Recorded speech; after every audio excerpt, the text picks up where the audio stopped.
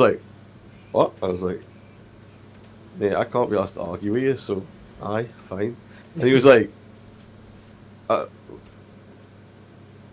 thanks, I guess. I was like, I love having I was customers like, like that who like come in, they want to fight, and then you just give them what they want, and they're like, but you're supposed to make me angry. You're supposed like, to. yeah, like he was just like, well, like, why couldn't it be this easy? Like, the last like couple of times I called him, I was like, Because you're obviously.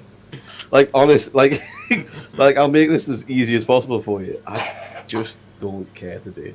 Like you've looked out because like any other day, I would have definitely give you what you're looking for right here. But like honestly, dude, like I am at the start of a hangover. Like But your core I policy am is getting I made. am I have already had a Red Bull, a banana, and I am currently already taking paracetamol in anticipation of the headache that is coming my way. I'm not having you add to it and get us there early. Like, Do you know they're actually taking paracetamol for headache and after night drinking is actually very bad. yes, I do. But it was all I had on hand because I didn't have any ibuprofen. Understandable. Like, so some painkillers with the potential of an upset stomach versus an already upset stomach and the headache on top of it seemed like the best option of two terrible choices.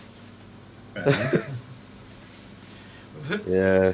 But the problem with me is that whenever I drink, I get epic hangovers, but then whenever I don't drink, I get hangovers anyway.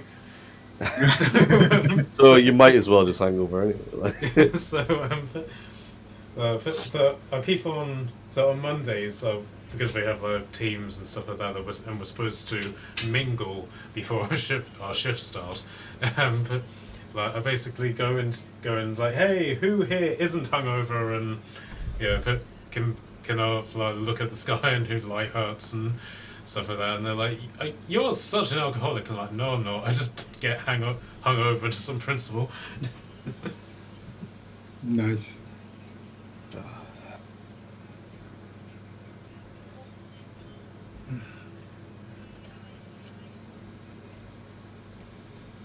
Trim would just be a minute, and Natalie, I think, is microwaving herself a cake. So Nice. A cake? Oh, I want cake now. You can't say cake and not give me a slice. Oh, cake, why? cake, Why have you cake, done cake. this? Ma. Oh. That's not fair at all. Yeah, well, but I'm sending you guys Easter presents, so that'll cancel it out. I didn't have to though. Thank you. That's still kind of want cake.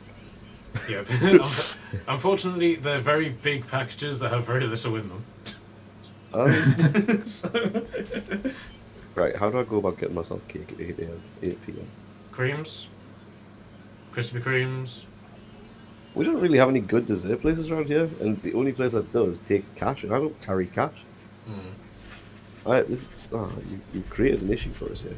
What about ordering from like a pizza place, but just ordering a dessert? That is currently where my head is. Like go to like the most expensive pizza place you can get and just buy a piece of cake. Like, maybe. I used to do something like that before. There were this pizza place in Reading where they were selling in a dessert menu deep fried pizza with Nutella. Oh, that sounds lovely. Oh That man! sounds so bad for you. Cholesterol, diabetes in a box. Diabetes takes the wheel, Jesus. It's Deep frying a chocolate pizza. Oh. No, So the actually, Nutella to be goes fair, after. right? No, It's freezing Nutella on top.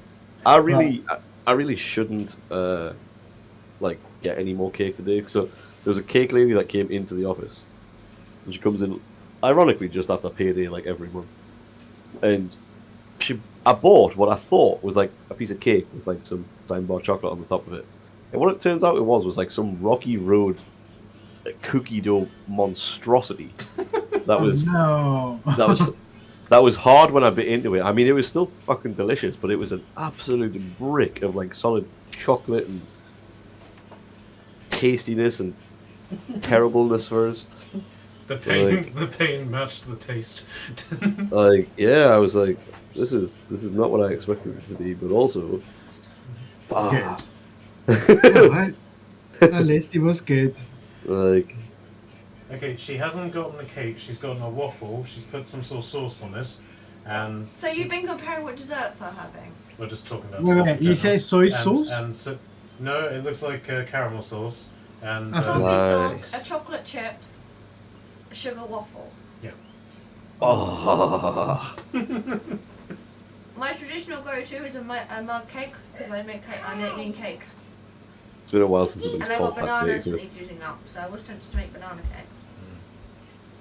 What about you, Trin? What monstrosity dietary stuff have you been eating recently? Cream eggs. The little one would love you. Yeah, that's So many. I respect that. I really do. Since do you know what it is? I respect it too because I can't really eat cream eggs anymore. So Oh. after they changed the recipe, they started giving us heartburn, and that is the most depressing The thing. little one ever. I've eaten cream eggs since Fucking love Christmas. cream eggs. I used to absolutely adore cream eggs, but now now they give me heartburn and make me super sad. That's so sad. Yeah. It really is. I used to have a friend who ironically was called Liam, but he always used to legitimately believe he could hypnotise me with cream eggs. Did it work though? Well, it worked right up until he gave me the cream egg, and then but I then stopped pretending it was hypnotising me and just ate it. Nice. So- I also respect that. I respect the hustle. But then again, I also have a friend who legitimately wrote his dissertation on why biraros go missing. So obviously, they're very strange friends.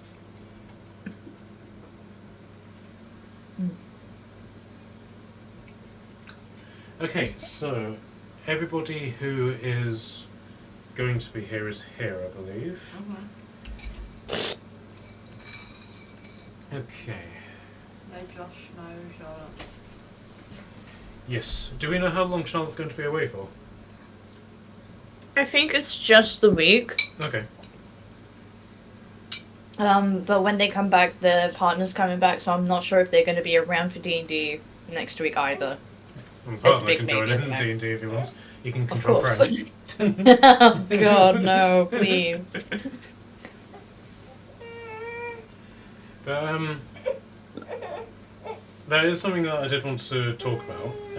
Obviously, Charlotte can add her voice whenever she comes back. But since Josh is gone, do we want to find ourselves a player 6, or are we happy with just 5? I don't mind too much. I'm happy with anything. It's down to you, DM. Really. Okay. I'll put some feelers out and see if anyone's interested, but yeah, in the meantime we can just carry on as we are. Alright, so David, since you're our new Charlotte for the time being, do you want to do the recap? No. No, I don't. So, the small issue is that I didn't save any of my notes from last session. Oh my God. Right, no, right. So look, I was doing really well, and then Charlotte was back, and then my PC took an absolute fit after we finished last week. So I had to hard restart it. And the first thing that happened when I first loaded up was like, oh, fuck, the D&D don't still save. No. Bruh. So, yeah. So no, to be honest. Is the honest answer as best we can. Yeah. Irish. That's all I remember. Yes, We've- you completely kabluated the Celtic ambush that happened outside the city. You then took your long rest amongst the burning forest, and We had the I had the Inquisition speak in my head about the traitor. Mm-hmm. Which Even if- currently nobody knows about other than you. Yes, that's true. I haven't spoken to the group yet. I'm back. What did I miss? We're just doing the recap. Marilla had the scary smoke rope. Yeah, since she's in NPC mode at the minute.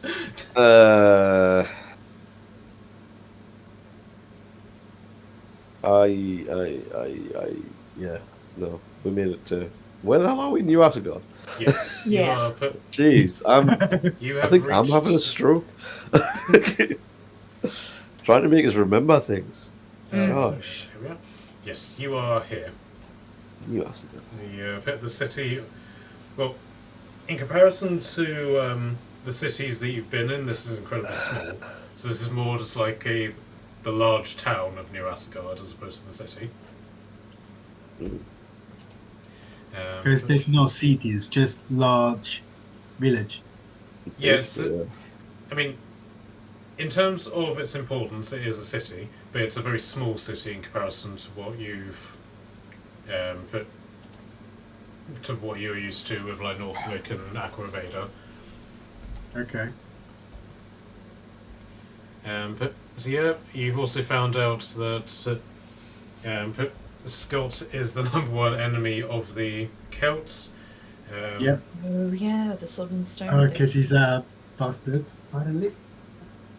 Then you've arrived here, and you've all donned your diplomatic headbands, but to basically enter the city, and you've decided to go up the mountain pathway instead of any other route, and so you're now approaching the gate.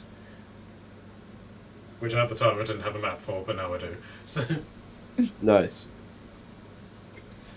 okay, so obviously Josh has left, so I'll just simply say that at some point during your climb, Docker just simply disappeared, and He fell down the cliff and we can't bother to go get him. yeah. He went up to cause mischief, and instead of stopping him, we just let it go. We decided we had enough of dealing with his mischief and he can deal with the It never- consequences on his own. Never woke up for the dreams. By the way, I do approve for another player if this is a choice. Sorry, I missed what you He said. does approve of another player if he gets a choice. I will not mind if another player will join. Sure. Do you have anyone in mind? Nope. Just think he approves of another one. Alright, cool.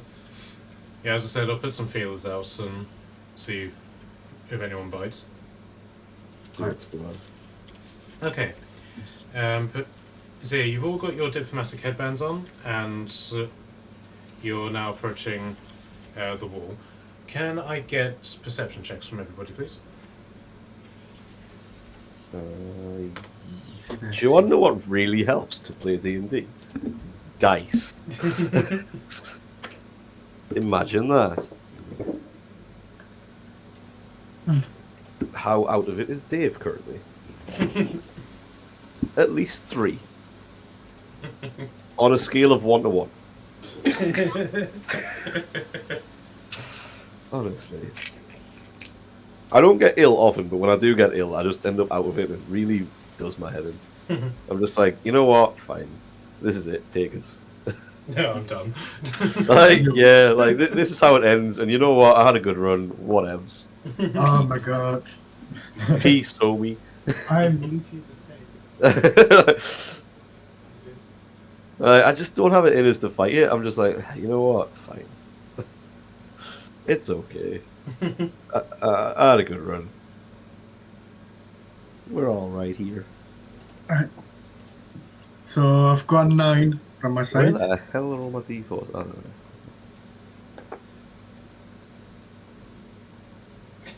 know.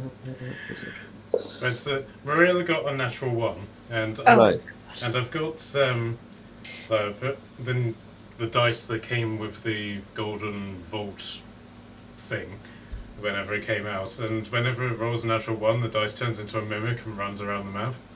I love that so much. Ooh, I'm feeling perceptive today. 21 on the perception check. Oh damn. Same with Tordum, she's very perceptive. I am one perceptive. How the hell do I have +3 to perception? I've got -1 to wisdom. What the hell's going on here? I think it's one of your runic knights things. Oh shit! Yeah, maybe. Hang on. Okay. I'm out of it, you know. Honestly, I'm just not even. Wait, right now. I'm a runic knight? What do you mean I'm a dragon?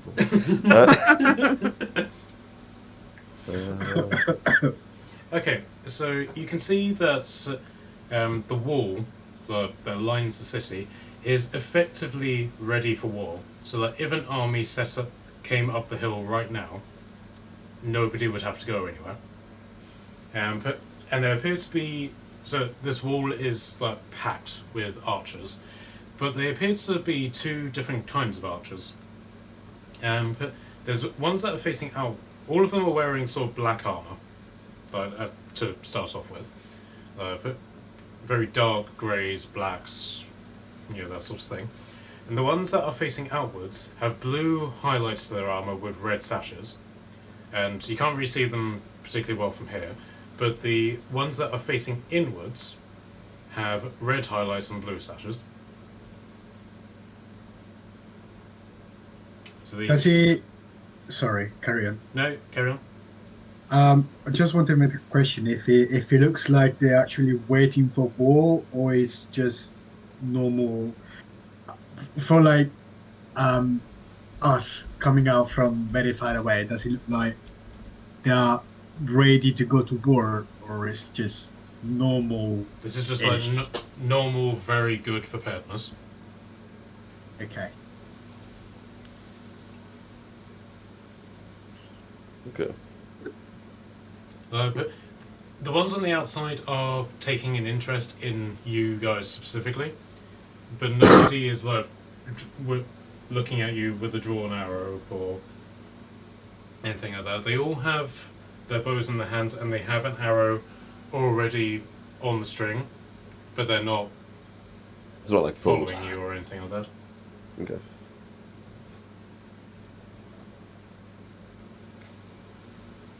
Are they all are they all archers by sort of definition? Like they all have like bows and stuff like that. There's not like difference between like bows and crossbows kind of thing. Yeah, but they're pretty much all bows. Okay. They're all different races. So the main ones that you're seeing are human, variant different types of elves. So wood elves, half elves, high elves, that sort of thing. Dwarfs and halflings.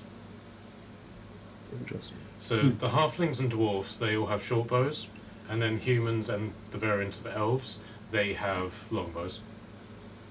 Cool. Do the elves got a thick beard on? Yeah, some of the elves have. I wouldn't necessarily say thick beards, not in like the dwarfs are used to, but there are several bearded elves. So you do have to sort of look at them and say, oh, it's an elf with a beard, so therefore it can't be an elf. Wait, it is an elf. Sort of thing.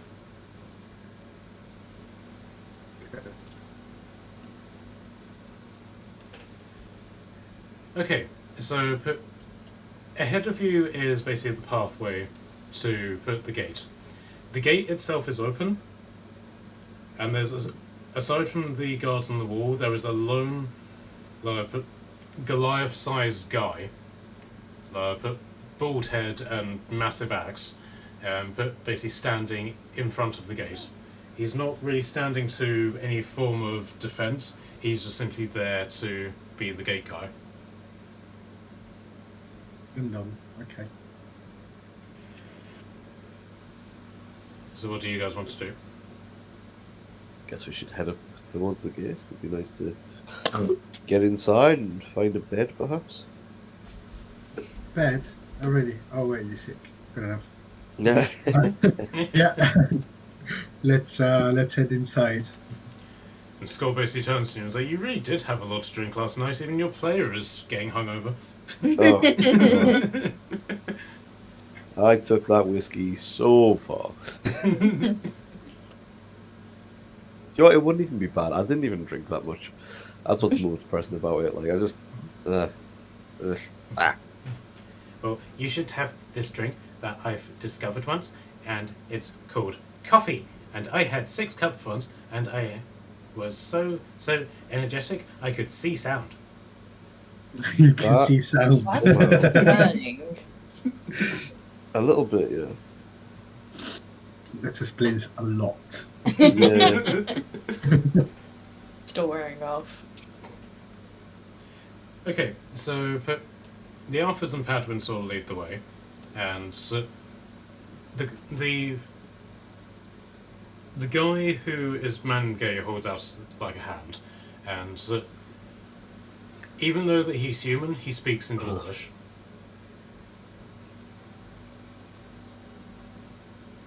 Who speaks How many of Dwarvish you here? can actually speak Dwarvish? No, I Mariella can. cannot. Mariella can, right? Yep. Yeah, that's as far as I know. I do not speak Dwarvish. Okay, so so he basically just holds out a hand and basically says a standard greeting in Dwarvish. It's like "Achgarang" and that sort of thing. But he says it with a really angry look on his face and through gritted teeth, and he basically says, like translated, "Greetings, welcome to New Asagarth. We highly value your visit here, and we hope that you have a really pleasant time with us. May the gods bless you." He says it in such an angry way. It just sounds really menacing. And That's the threatening. Germans of the situation understand that. Okay. And then he basically says, "The thing is ready to be met. As a result, any crime of any sort will be met with death." As foreigners and diplomats, we understand you do not know our ways, but in the ways of common sense and intelligence, which I rank very high on, we expect you to be intelligent and respect the laws of hospitality. Well, I that don't seems know the very laws of reasonable. hospitality. Oh god. This is not a good start. I know the spell fireball. No. Please, Padwin. Please, no spells. We've got to be on our best behaviour, okay? I Okay. don't know the laws of hospitality. No attacking anyone. This is a good start. Does I that guess mean I can't no eat? rug stealing. Don't try and eat anyone. Yeah. Basically, No if barrel. you think to No yourself, fire. what Don't be would a Docker docker. do? Think to yourself, what Basically. would Docker do, and then do the exact opposite. Okay. Oh no! What did you say? It might be very dangerous. Yeah, I'm just thinking of that bit from The Simpsons where Fat Tony is just like, well, like whatever you think I want you to do the opposite. Whatever you think I want you to do, just do the opposite. So after he's then looking at you guys quite curiously, it's clear that he understands Common. He just doesn't speak it, and he's just like watching you guys have this discussion about what constitutes the law of hospitality and what you shouldn't do, and he's not particularly reassured at the fact that you have to discuss this amongst yourselves. I won't be either. I mean, fair, rude, but fair.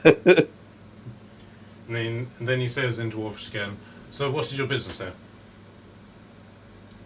And then Scott responds in Dwarvish, like in kind, but basically saying, "We want to make an alliance with your lord."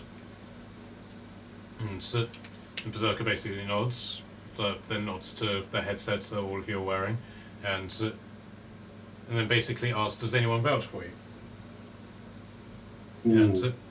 And Scott basically shakes his head, "Not yet." Yeah. And so the Berserker basically said, "Very well. You may not approach the thing until you have someone to vouch for you. But until then, you have, aside from that, you have free run of the city. Oh yeah, I remember, because we have to let's say win our entrance. Effectively, Right. yes. Yeah. Yeah. Okay. Right. So we need to do a bucket thingy. Okay.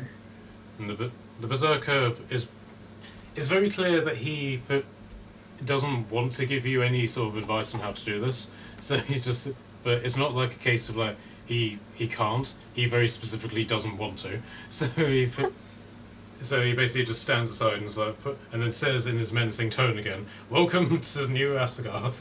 I don't think he's that welcoming.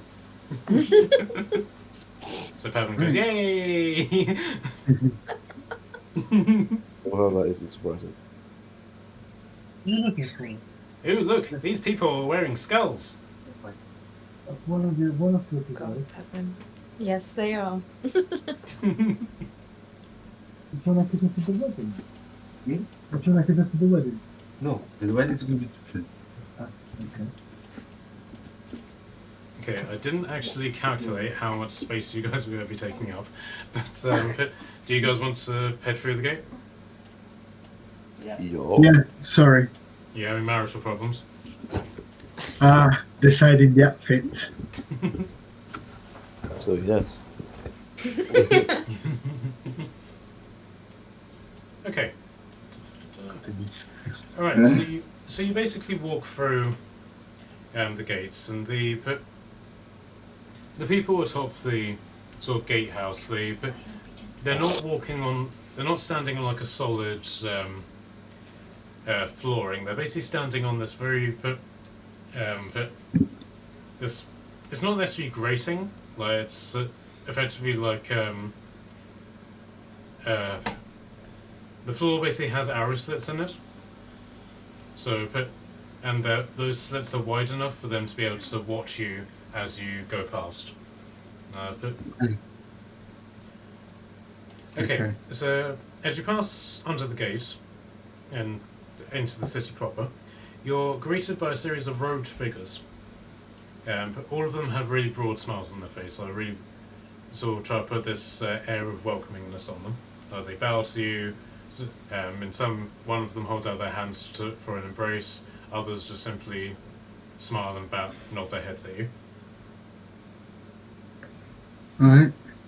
Smile back. Very awkward.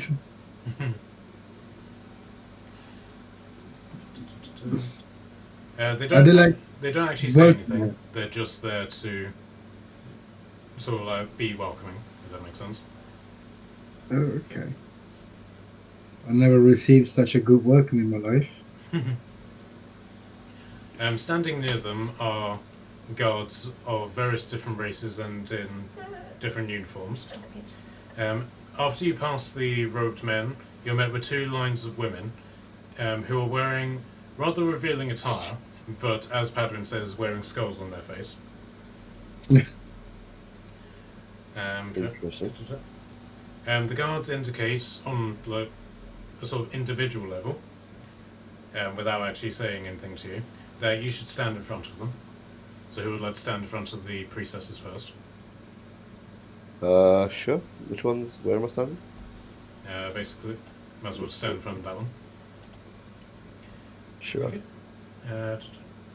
Right, so they basically have a warrior next to them, and that warrior is holding a bowl. And the woman with the antlered, in this case it's a reindeer skull, so it has like the antlers attached to it as well. Cool. She basically has an olive branch in her hand. She dips it into the bowl, which is filled with red liquid, and she flicks it at your face in sort of prayer-like motion. She says various things in Dwarvish, which Morella basically says, "May Odin and Freya bless you," and then they just sort of shoo you along so they can then carry on down the queue as well. Cool. It's like a blessing. Yes. Okay. And That's as a quite long. result, I'm not entirely sure how long it lasts for. Bear with me.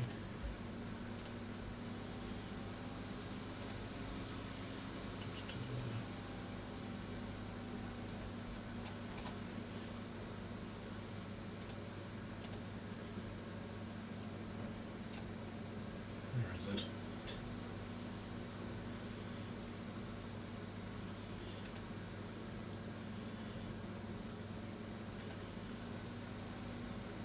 Okay, so for the purpose of the next hour, you have the spell Bless.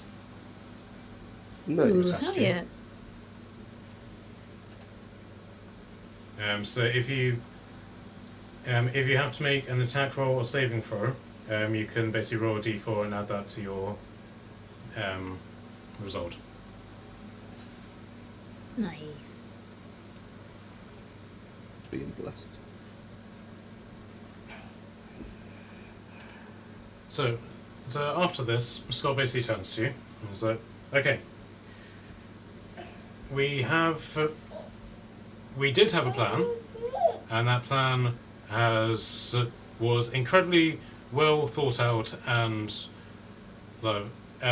took a very long time to make. And then Jason basically just snorts and is like, by that he means he completely forgot about it and is trying to cover up the fact that he didn't actually plan this part of the journey whatsoever. I think knowing this, I don't know if he really expected to make it here at all. So, you guys are basically here, and Scott points just across the way. There's several buildings in the way, but this building towers above all of them. He's like, that's the building that we need to get to. Just In order to get to, we need to win the entrance. Yes, I mean, yes, we need to have somebody here to vouch for us. But I was kind of...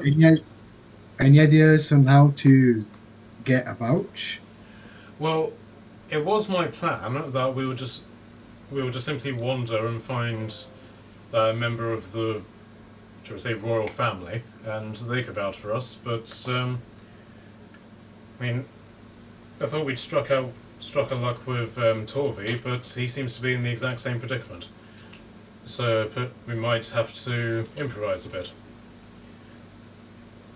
Okay. So we'll stay here and see if we can find a diplomatic way to get in. You guys explore the town. See if there's anybody who needs help with anything. Maybe sprinkle some luck their direction or anything like that, and then see if they'll be able to grant us entry to the thing. the thing, huh? Yes, the thing. What thing? The thing. It's a thing. The thing we apparently need to get into. It's what they call their local council meetings. Things. Oh, the thing. I got confused with the thingy-majiggy, sorry. Oh, I like thingamajigs. They work. Pardon? Yes? Don't play with any thingy-majigs while we're in the city. Okay. Can I play with grenades? No! Please, Edwin. Oddly, the grenades are what I was referring to as thingy-majigs. And I feel like you knew that. I know lots of things. I know how to cast the spell Healing Word. But I don't know how to spell the word. Which word? The Healing Word. It's a word that heals. But I don't know where it is because I can't spell. Interesting. Luckily, we don't need that just yet, right, Padwin? Yes. Thank you. I'm not convinced. Okay, so Scott and the Alphas have basically said they're going to stay here and try and basically negotiate their way in. And he basically basically you guys are standing here, and he points to this sort of checkpoint here, which is basically has a bunch of guys who are physically standing in a shield wall blockade of that street. I mean, it says all sort of pathways to the main longhouse are guarded like that. So if you see anything like that, don't push it. When you find someone to vouch for you, come back here and we'll all head in together.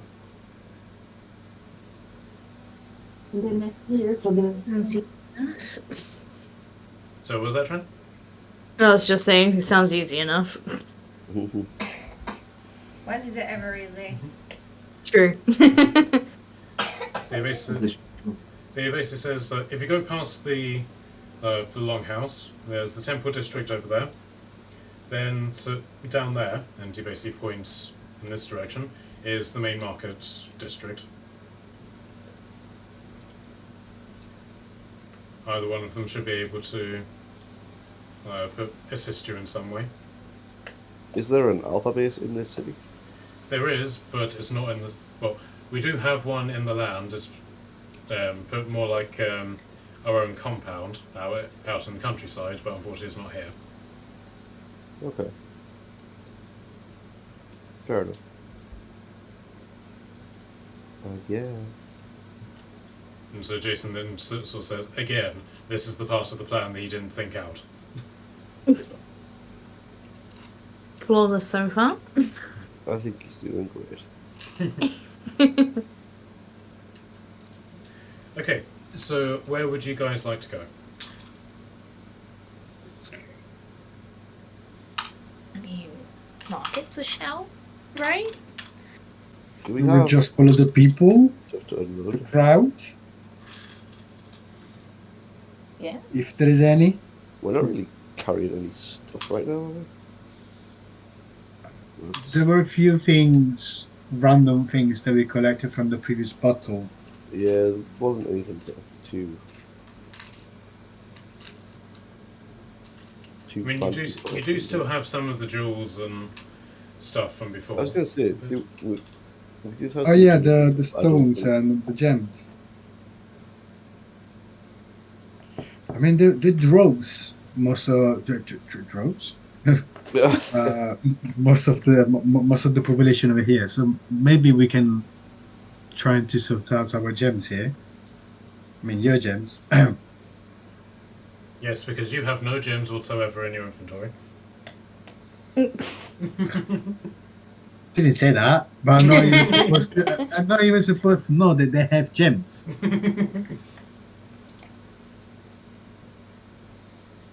I'm down for Can I get an insight check from all of you, please? How insane Yes. am I? Sir, not very. Oh dear. I'm okay. I am not. Oh god. You're filling me with so much confidence for this session now. Right. Well, I mean, look, I was very perceptive. As it turns out, insight is almost the exact opposite. That's a 3. Wow. Totem got a 19, which is ironic because she's the one who's supposed to not know anything about human settlements. But she has noticed that marketplaces are also places where people congregate, just to chill out and organise quest boards, that sort of thing. Chill. Oh yeah, it makes sense. What she Alright. Let's try and find one. Let's Okay. go see who needs help. So you have two options. You can either take like the back roads of the city and basically go down the hill this way, or you can go back out the gate and go to this gate to the lower part of the city. We don't want risk to get flashed again by strange people with mysterious liquids. I personally would like to go through the city and just sort of like get a feel for it as we go through. Yeah. I feel like if we're in a new place, it would make sense to at least get a somewhat lay of the land. Did somebody say something about frisking someone? God, not even close. Not in that way. What? Where did you get frisking from taking in the sights? No, I must have misheard from another campaign. I What? I'm jealous now. What's going on? What's the campaign, guys? Is Frank in a war? It's terrifying. Oh God! Imagine going to war and coming up against Frank. But technically, you don't have to imagine it because that happened to the Red Paladins. Ah, I feel bad for the Red Paladins. Words I never thought I'd speak. Okay, so you're going through the city, did you say? Yeah, I mean, Yeah. if that's cool with everyone else. Okay. Yeah. So you get to about here, and you can see that this is this is a very sort of strategic spot for the city. This part of the city is completely militarized. So there's watchtowers all along the walls, and again, there's archers literally on every spot. But this area is very much like a choke point, where you basically have like this hollow pathway carved into the cliff. If you sort of imagine this, this city is very much like Edoras from Lord of the Rings, where the majority of the city is on a massive hill. Oh, yeah. This is basically the internal pathway up that hill, and it basically has walls going all around it. So anyone who's advancing up there will be completely annihilated by arrows, literally coming from every direction. Okay. But the gates are open on both sides. Nobody tries to stop you from entering. However, there is something of a traffic jam where people are pulling up carts and taking up the entire pathway. But you can wait for it to pass, or you can try and shove your way through.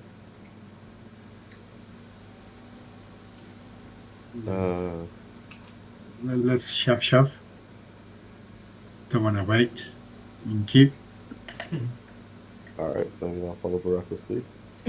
Okay, so you can either shove through intimidation or through strength. What would you like to do? Strength? Me? You look at me. I can do both. Just so you know, your character is like jacked to like Channing Tatum levels. As constitution is different. Definition does not always equal strength. I have an I advantage beg on to differ. intimidation checks. Just... Oh Jesus Christ! Okay, that's alright. That's better. So I get advantage to intimidation checks. So I'm gonna go with that. And it's a good job because the first thing I rolled was a nat 1. Oh my god. But the second thing was an 18, and I have a +6, so 24. Oh, nice. Yeah, so I am one or the other tonight. I am either rolling very well or very badly.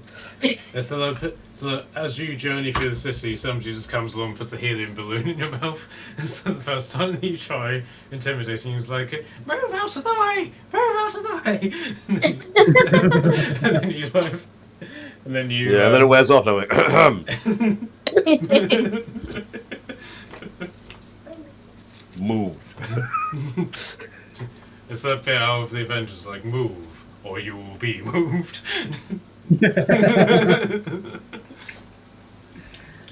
Okay, so you can, the people just sort of like respectfully pass out of the way.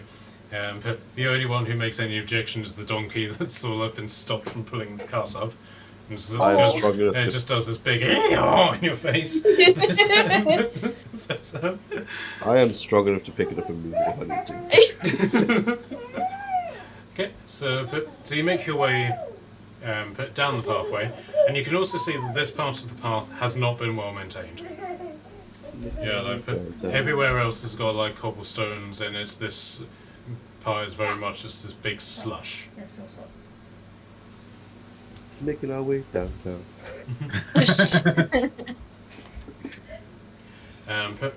So you go around, and you can see that this building appears to be some sort of like military stronghold area, like where the guards' barracks is and stuff like that. Oh, yes. You also notice, mentioning that aside from the soldiers on the walls, there don't appear to be any guards of any sort. Yeah, because they're all up here, all up there with the bows. Yes, but So I won't make you roll perception for that. You basically guessed it. The guards are basically all of the archers on the walls, and you can see that every aspect of wall is covered by archers, and they both face outwards and inwards. What about the parts where the hill goes up? Are there arches over there as well? Yeah, so there's archers on this wall, and then all along these bits as well. Can I wave at them as I walk past? Yeah. But one of them, who doesn't seem to know exactly what you are, just sort of looks at you with a cocked head, and just whispers something to another one, and then just really tentatively waves back. Just like, am I doing this right? Oh. I like him. He's my new favorite. But yeah, there's no guards around in the streets. However, you do notice that every single person here, even down to the civilians in just normal trousers and dresses and stuff, every single person here is armed with either an axe or a sword. I am still of the idea they are there waiting for war. Like Shut up, every shoot seconds people. of their life. It's the axe people. Axe people.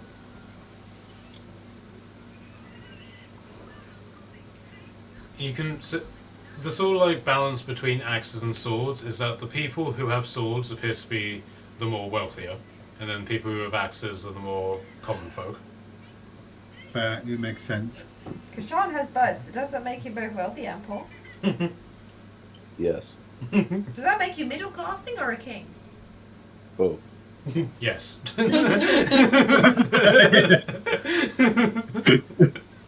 I can neither confirm nor deny whether I am a king. I don't have any of those weapons. That's actually, I think you have an axe. I think I have. No, I think I've got a little dagger.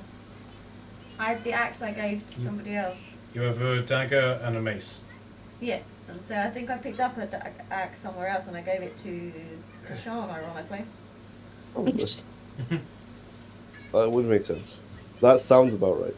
I gave you. I think I gave you a spider javelin once that I made. You Yeah. did. You did.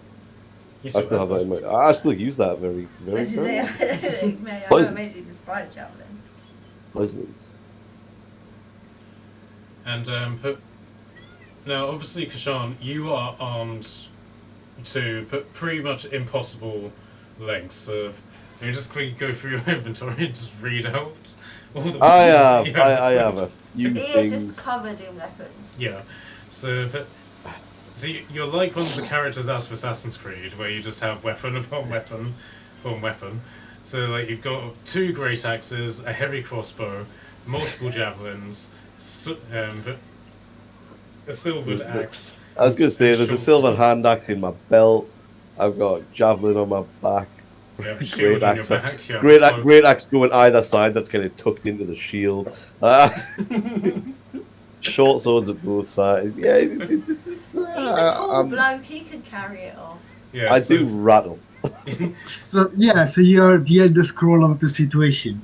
Yeah, exactly. So, and to add I to see that, everybody carrying something, and I'm like, my people. and then to add to that, you've got your high quality chainmail, armor, your cloak, your and then your giant beard, and so that's so you're attracting a lot of attention from the warrior classes, and all of them are sort of making shows of respect toward you. What, just because he's All got we the big one? need is Come a on. beard! I'm gonna hold. I'm assuming Trin's got long hair. Yes. We know that. I'm gonna go to Trin. I'm gonna hold her hair over my make a moustache shape over my nostrils with the end of her hair. Gentle with it, then it's fine. No, mind the flat, not the flats, not the flats.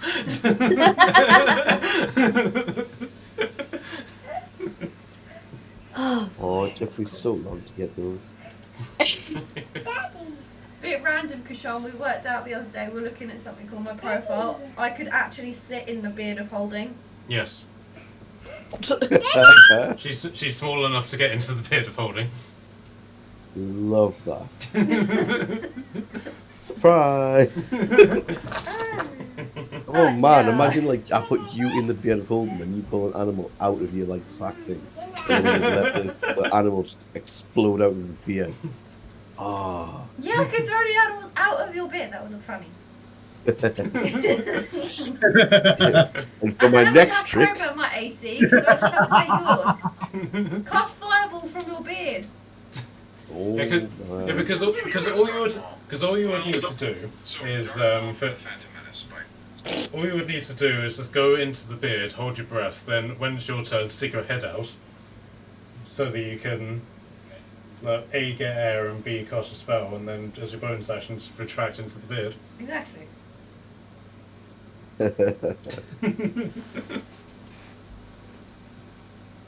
Okay, so you arrive in the market area, and you can see that Tordum is very much right. This is both market and general sort of like gathering place. But it utterly reeks of fish here. Do you think they eat a lot of fish here?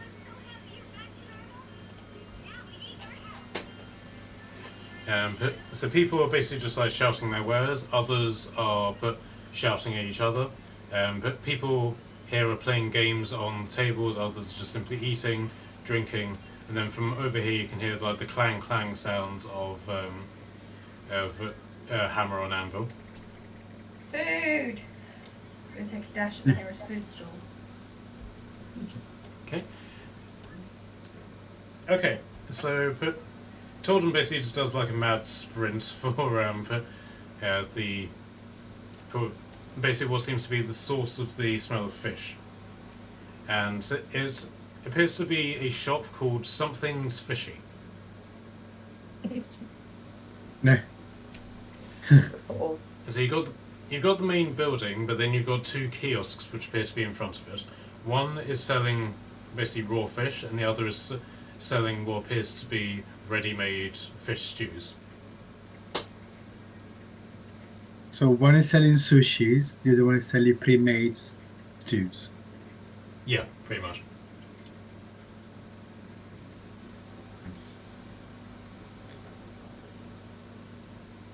No. Is all they sell fish? From where you can tell, yes. I guess I'm having fish then. Okay. Do you want to go to the raw fish or the fast fish? The raw fish. Okay. Okay. So sitting on a box inside the kiosk is a dwarf, and she's only just big enough for you to be able to see. For her to be able to see over the boxes. So she's my kind of person. The only problem is you're on ground level. She can't see you. Is there a box or something nearby? There's That's not being used. There's chairs at the tables and stuff. Can I pinch a chair and put it to the front and stand on the chair? Okay. So there's a bard playing at the nearby table who's just sort of like strumming this sort of like. I'll take his chair. Okay. So you just drag this chair that has this bard on it, who wasn't placed specifically for Docker to abuse, and let's get a strength check to see if you can pull the. No, you can't. With the one. So the bard just sort of looks at you, trying to like scrabble at this chair. I want the chair. I can't reach the fish. And so she basically just strums her loose and then starts like singing a song about Tordum's futile attempts to pull at the chair. I'm gonna light up a fireball. I'm not gonna cast it. I'm gonna like intimidate with a fireball. Okay, let's do an intimidation check. That one again. Oh, watch. Mimic. Very funny. Okay, so. I'm gonna now sit on the floor and look all pathetic and try and go, please. Persuasion 17. She's just looking at her little puffy, and she doesn't give up her chair, but she pushes this chair That's fine. over to you. I'm gonna climb up on the chair. So you're just standing on this chair in the middle of the street. No, is it the shop? Alright, so you pull the chair over to the shelf and climb onto it. And she's like, ah, little one, I didn't see you there. You're little too. You're littler. Hey, you had a box to stand on. I had to go steal a chair. Well, I'm 4 foot tall. Good for you! He's 8 foot tall. I'm going to point at Kushan, wherever Kushan is. Are you guys coming over? I'll help her. I What, to assume get on the they'd chair? come to just laugh at my misery.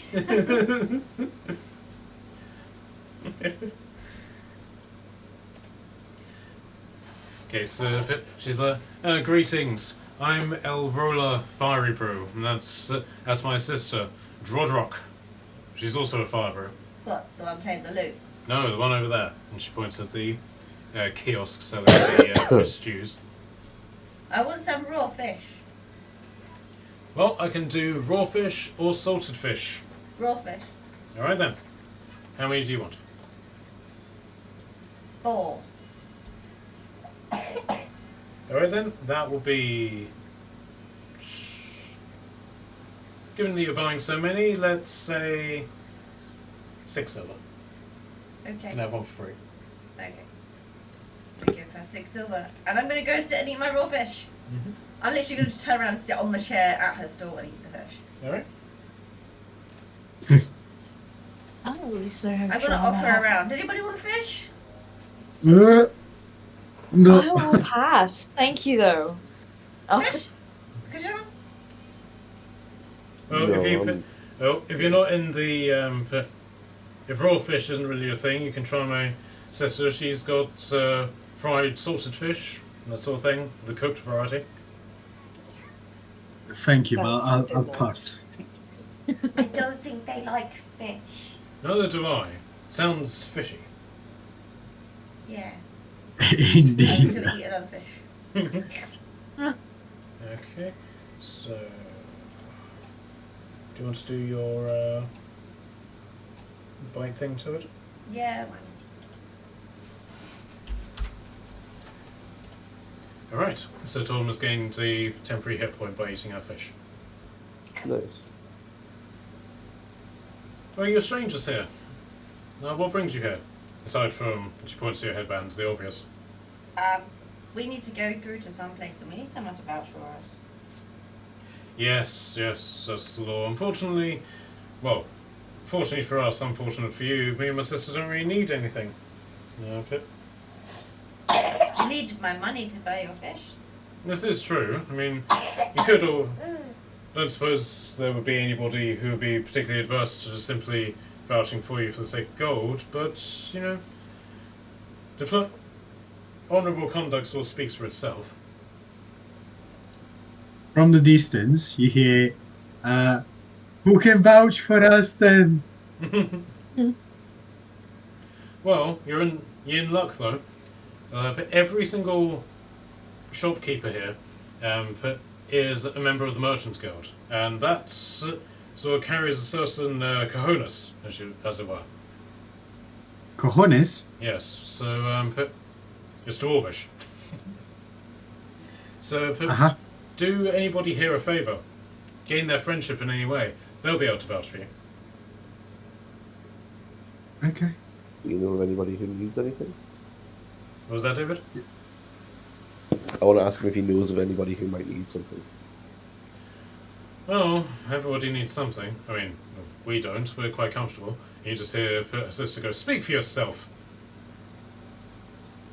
And just ignore her. She's short. But anyway, Says the horse. and she points over at these guys. I mean, they're blacksmiths. They always need something. But that one, I believe, she's looking for a new muse. That guy's, well, it's a bit of a sad story there, so I'll let him explain it. But then there's, well, that guy, he's trouble. And there's that guy down there, he's odd. Odd. Oh, I don't want to speak at other people who can't speak for themselves. But ask around. Still got plenty of hours for the day. Okay. Got a lot of options at least.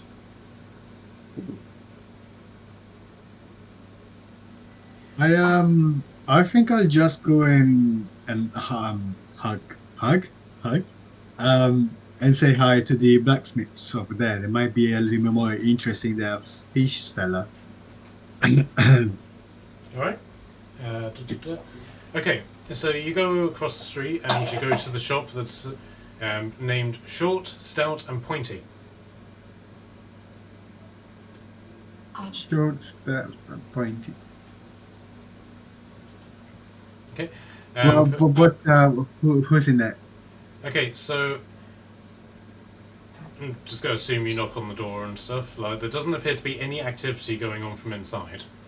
But all of the activity seems to be happening outside of the blacksmith shop.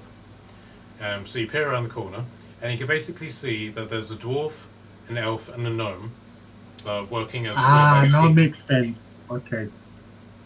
Yeah, sorry, carry on.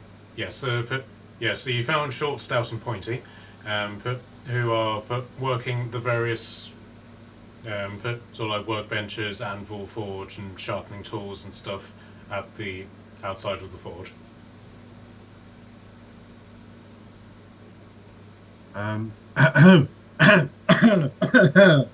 Hello. So it's the gnome who answers you, and and you can he turns around and you can see that he's just like blackened, like something has just exploded in his face and has just covered him in soot. And he basically pulls up his goggles and you can basically just see like where his skin has been not exposed to said explosion because he's like the only part of him that's actually skin coloured. Oh, I didn't see you there. How can I help you? Name's Kelbar. I thought it was pointy or stealthy. Oh no, I'm the short one. He's the stout one. He points to the dwarf, and that's the pointy one. Thanks for the clarity. By the way, nice to meet you. I'm Barakas, giving a nice bow. So what can we do for you? Oh, you're an adventurer, are you? Like, sort of gives you a once-over. Do I give it away so easily? Do I have Well- it written somewhere? Checking myself. Well, let's just say that we Vikings, we dress in a particular way, we act in a different way, we walk a particular way. You, my friends, you do not walk that particular walk. Well, that sounds very racist. But As does my accent. don't care. It's fine. Says the tiefling. So I heard that. I mean, we need someone to vouch for us, me and my gang, for the big people living over there. Alright. So yeah, you guys need anything, like a favor for a favor kind of situation. Wink, wink. Well, yeah, but I suppose you could always sort of scratch my back, I scratch yours, sort of thing. Or tell me, what do you have to offer? My services and my gang works for me. Are you guys coming over to assist him, or are you just sort of watching from the fish counter?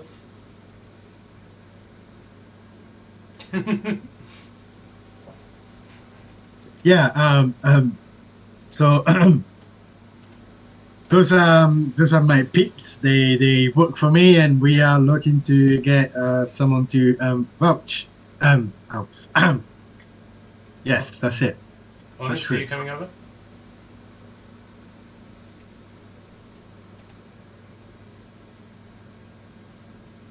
I'll tell you that's a yes.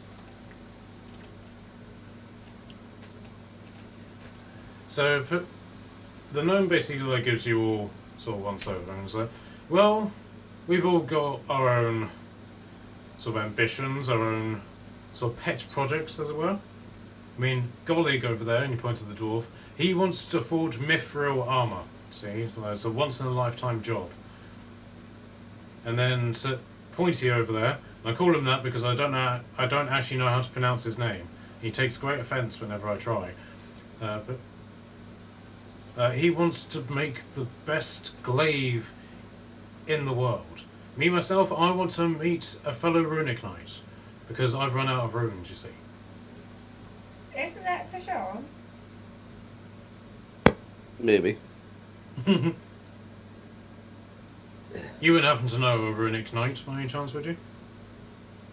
Myself. I know a knight. I know. We'll tap Arrakis Kashan? on the shoulder and just be like, "Ah, baby." Kashan? What do you need with a runic knight? Well, you see, but the only runes that I have to work with are the ones that I make myself. And with all the problems that have been going on with the Eye Elves, my supply for runic materials has run out. And until that problem gets sorted, I'm shit out of luck. So right now, the best thing that I can do is just simply get runes from somewhere else.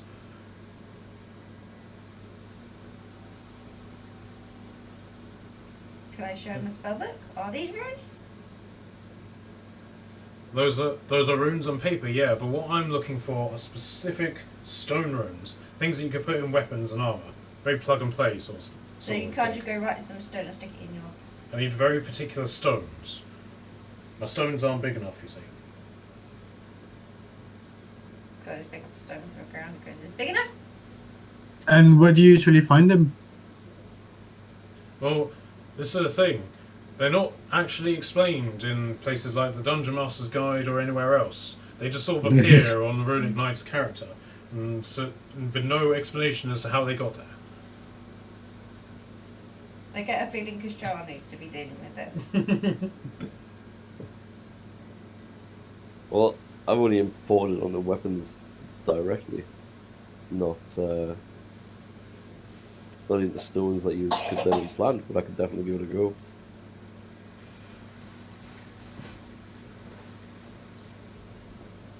What, so you're saying you're a Runic Knight, friend? I think we've been I, saying that he's a runic knight for a while. Yes, but Kashan hasn't actually confirmed that. I am. I have. I always carve my runes directly onto my weapons and armor. And I'll. Well, yeah, that's basically what I've been doing for customers who come to it. I just sort of draw the runes on the weapon. But what a lot of my customers are looking for are runes that they can take with them and then put onto weapons and armor as they see fit, like we do. Mate, Well, I can can you not certainly- just create some random runes and give it to this little fellow here? I could certainly give it a go. I don't know whether or not that would work, but sure. Basically, what Right. he's looking for are very specific rune stones that he can basically put the rune onto, and the stone then holds the magic long enough for someone to plug it into a weapon. Oh, okay, so he's looking for stone specific. Does he have any idea where we might be able to get them? Not particularly, no. I mean, what I'm looking for is obsidian. Oh. Obsidian. Yeah, black stuff. They used to call it dragon glass, but it's basically the stuff that forms whenever a dragon's body decays in the ground and sort of crystallizes, becomes very magical, magical black stuff. It's not anything I seem to have on me right now.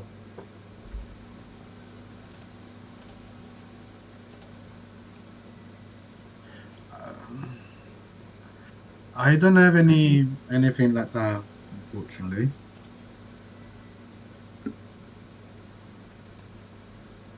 Onyx, do you have any obsidian on you? What? What? Do you have any? Why we need? Do you have any obsidian on you? I don't think so. Why do we need obsidian? Because that's what the runic knight needs to basically to make his magical runes to sell to customers. I thought Maria would have that sort of thing because I definitely don't carry it. She has a lot of different gems, which she's just accrued in her arms box, which has all the horse food in it, but she doesn't have any obsidian. I'm sure someone has some obsidian or something. Should we sell it? Sure, we could try and find some. Worst comes to worst.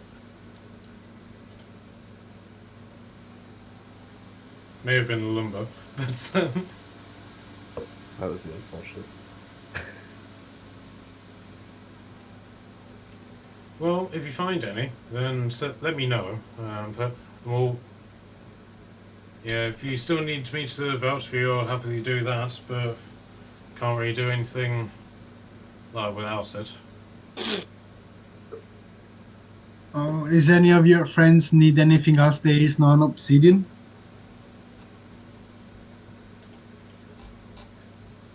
And that's pretty much it, I'm afraid. I mean, so your friend over there has some very nice mithril armor, but once mithril's been forged, you can't really do much with it. Can you not take example from it and learn? He doesn't want to learn. He already knows how to make it. What he wants is to forge it completely from scratch. Did you ever see any mithril armor before? No, it's incredibly rare. You can only find it in the big mountain, put off to the south, Mossy Heston. Why don't we go get some? I'm gonna look at everyone else and see if anyone else has the same idea. Oh, because they stopped. Well, they stopped digging it a long time ago. Why? I don't know. Something to do with a fiery beast. Fiery beast. Oh, Tottenham, you got some. You got some competition.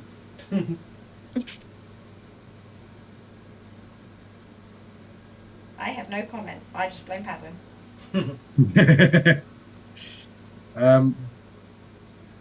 Where's the fiery beast? Where about? I don't listen to gossip all that much. It's probably just some way of covering up the unionists and wanting this, that, and the other. Look, if you don't have any obsidian, then I hate to be rude, but I got work to do. Alright, bye. Jeez. I don't think we can really help anybody by the sounds of this. Alright, you guys take the next one. Okay, I'm gonna walk up to him. Hi! Which one are you walking up to? The one that hasn't been spoken to. You haven't spoken to a few of them. The other one in the line, I thought there was 3. So this one? Yeah. Okay. Alright. Okay, so this one is basically just called Tapestry. Basically outside of it is effectively this giant, almost heart-shaped loom, and just plucking away at this, tying up knots, going through with the comb, is this some middle-aged woman with she's wearing like a hood, but underneath the hood you can see she's got flowing red hair, and she's basically just making up what looks to be some sort of tapestry on this big loom. Does the tapestry represent anything in particular, or is it just decorating? But from what you can tell, it's supposed to represent some sort of picture that involves horses, but she's very much at the top of what she's doing. She's only just sort of going through it.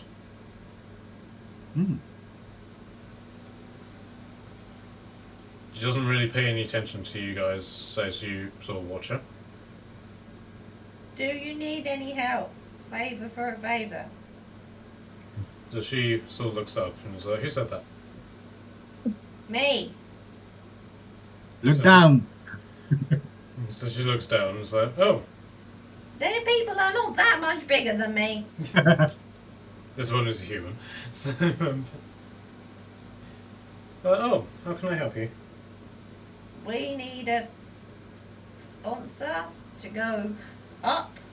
And the best way is to help people find a sponsor. Can we help you? You help us? Oh, well, I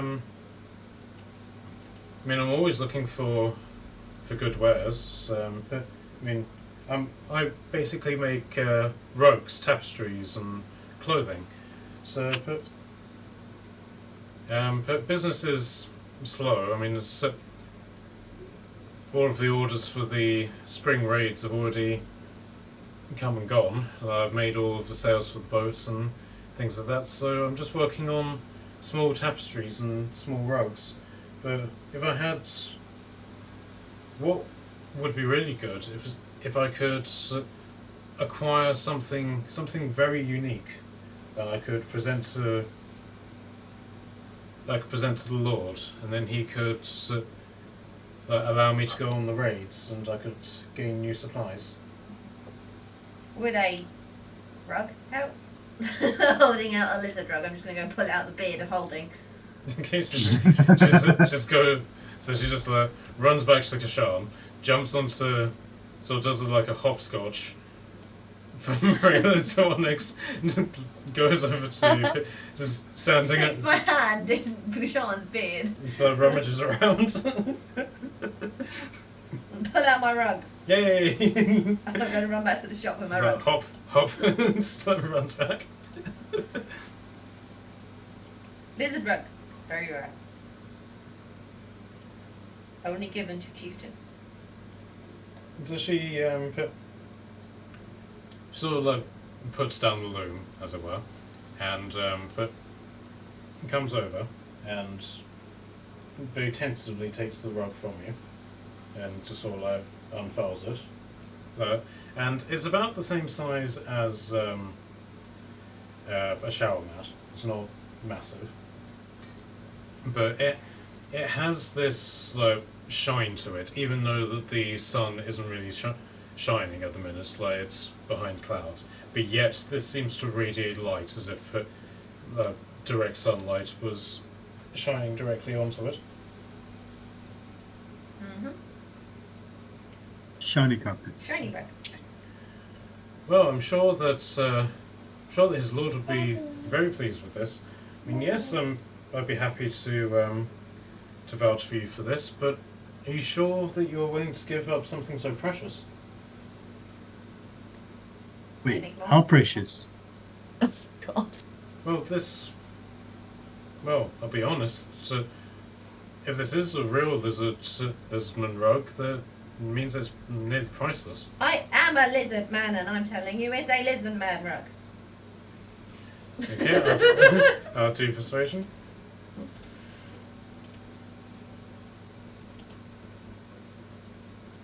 Okay, yep, she believes you. So, well, yes, but this is exactly my point. This is priceless. Are you sure you want to give it up for just a simple attending Yeah, but of no a one mission? else is going to help us. We don't know that. And he gets to help you too. You get to go on your raids, whatever they are. That you obviously really want to go on to. So she sort of rolls this up and is like, oh, thank you. Well, yes, I'd be more than happy to. And then all of a sudden, she's interrupted by a shout out from this table, as one side is clearly beating the other in whatever game that they're playing, and the losers basically stalk over. It's like, you, Celtic witch! It's like, and she basically just says something in Sylvan. Does anyone here speak Sylvan? I think I do. Ooh, Yes. No. Oh. I want to say Marilla does, but I I don't. think Onyx I does. don't. Okay. I don't think I do. And she basically says in Sylvan, oh, goddess, give me patience. And so these two dwarfs basically come over. And it's like, you Celt, you put a curse on me, that's why I lost that game. What does she do? Just bad luck. What did she do? Well, she cursed my dice. Where's your dice? Yeah. Oh, man, do you truly believe on those kind of things? Of course I do. You I'm look- an NPC. But anyway. But anyway, Well, a this. rather stupid NCP then.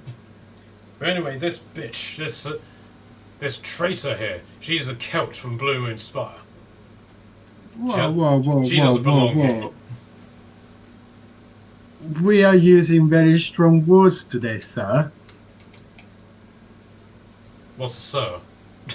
You are a sir. Sir. You are a man, are you not?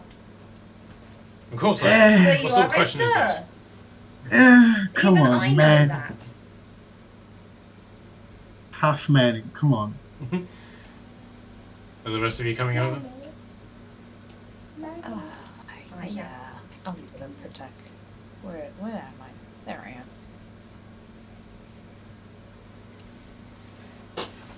I'll be right back, guys. I'm just gonna go for a cup of water. Do you want anything? That's not just Michael.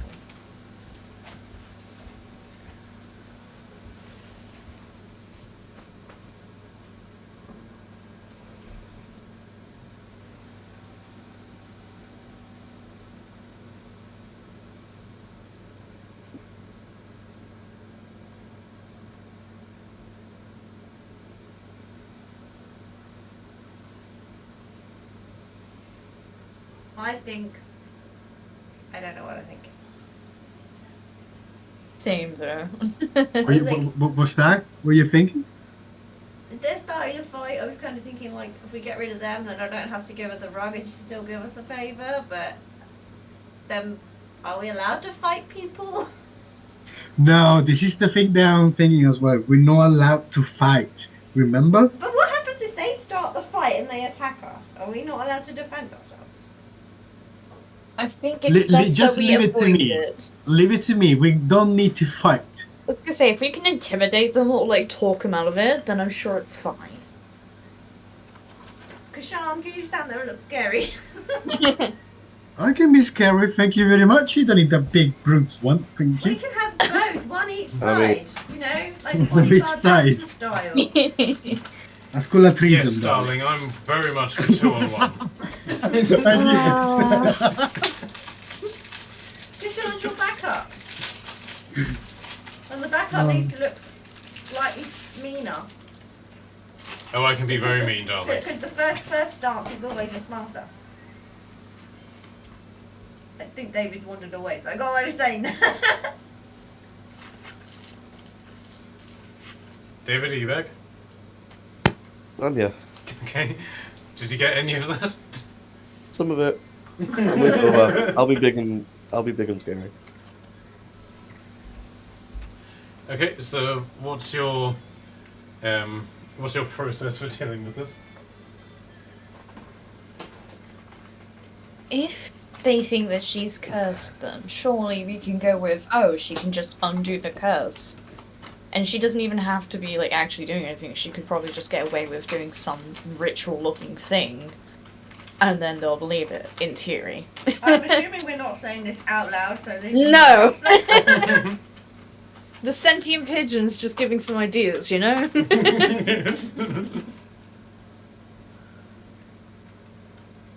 Maybe we should ask Maria what she thinks. Oh, God. Rug lady, are you a witch? No, I'm not a witch. They just don't like me because I did. When they came here, I didn't leave. I didn't want to. I didn't want to go to Blue Moon Spa, so I stayed here. Do you feel you're part of the village here? So what? Does she feel like she's part of the village here? Yes, I do. Aside from things like this. Patience of the market. Who doesn't like that dick? Point to the guy who's insulting everyone. Did you like shout this out or? Yeah. Okay, you just get this sort of like general air of approval from just like everywhere around. It's like he owes me money. Even my wife left me for him, and then my husband left me for him. He doesn't pull hard on the whore, that sort of thing. No, he's being an Oh, unnecessarily bless. evil dick because his dice doesn't work. He wants to blame somebody else. Isn't it time we all told him to move on? I'm going to look at Christian and ask for backup here. Wow. I'm not very worthy. Help. I'm willing to let Baracus try it. No, she's not. She got a 7 on her persuasion. Okay, Should we- So Kashan's then Baracus take the lead on this. Sounds funny. Just leave and walk away, though. Hold on, we need the ticket. I'm trying to Can get I- the crowd to boo him away so he's not a problem without us having to fight him, and it's not working. How about if I try to disenchant your dices, sir? No, alright. But she's a powerful witch. I'm not sure if you'll be able to. Does anybody in the land agree with this guy? To me walking around doing that little gladiator thing. Okay. So I get next to him. I try to get him hand over the dices. Yeah, so he basically just has, but they're all D6s, put with different symbols on them that you're not particularly familiar with. Fair enough. Can I do like a check to understand if they are tricked or something? Yeah, just simple arcana check. Kana. Oh man, -1. Here we go. 6. Yeah, you're like, yes, these are absolutely cows. Can I help him? Oh, you're a very powerful witch. She got Anyway, 12. I just went to cast thaumaturgy to make a to make like a anonymous whisper, like a word, like a whoosh. Yep. To Yep. make the effect a little bit bigger. Mm-hmm. And I'm gonna say, for the power of, for the power. And I say, so I believe that the spell works right now, sir. Go and try them, and you should be all good by now. Sure. So, alright, but if I lose any money to this, I'm blaming you. You know where to find me.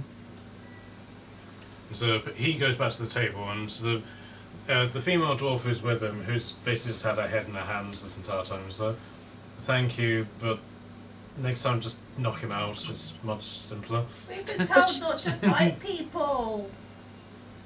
We tried not to harm people. We were told we weren't allowed to fight people. It's a difference. And don't worry, Yeah. if you get access to the thing, that will all change. And she just begrudgingly goes back to the table. So, back to the tickets. So, he got rid of your person. Can we have a ticket? Oh, but, well, first off, my name is Bridget. Bridget Pezron, or Pezron rather. But yes, I'll be more than happy to take you up. Let me just put this away, and then we can go up. It'll take a few minutes, so please feel free to explore the rest of the market while I put this away. Okay. Mm-hmm. Just meet back here in 10 minutes. Okay. Okay, so 10 minutes. you've successfully got someone to vouch for you. It's just a question of what you're going to do for the next 10 minutes. Eat more fish. Eat more fish. We can still talk with some people around, see what the fuck is going on. I'm sorry for the languages. Yep. What is going on around? There was the weird guy down Yes, south. you got this guy, and this guy. Should we just go next door and see what that guy does? Yep. Okay, so you come to. It's a very basic shop that has been done up extraordinarily, like well. It's got like this really embroidered, artistic sign on it. It basically says Luthias Lorien Wines Emporium. Wines? Oh yes,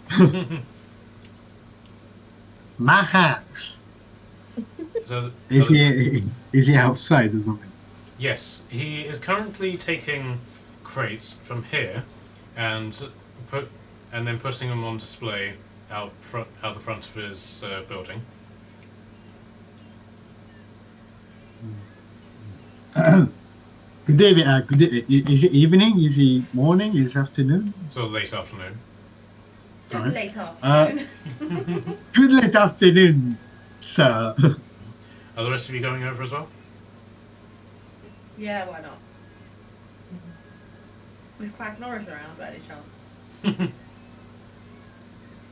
It can be if you want to. I was just going to chase him around the marketplace, pretend to eat him. That's 10 minutes well spent. What chaos could I cause chasing a demon duck? Let's. Oh no! Come on. Okay, so he's. I was about to say, let's do it. Ah shit. So he's pulling out like these bottles and sort of like these. They're sort of like miniature barrels that you can basically calculate how would equate to like a drink or two. Barrel! Okay. And you're basically putting them out on display. And it's like, I'll be with you in one moment. As he, like he moves, he fills up one display and carries his crate over to another one. And in doing so, he turns to look at you and he's like, "Oh, sorry, be one moment." And he sees Kashan. And his mouth just drops open, and he just drops the crate that he's holding, and you just hear the smashing sound of everything inside it just breaking. I don't no. think he likes you, Kashan. Odin's beard. Is it true? Is it real? Is it real? He goes over to you, Kashan, and he starts poking you. Looking what? He's poking Kashan. Asking if Kashan's real.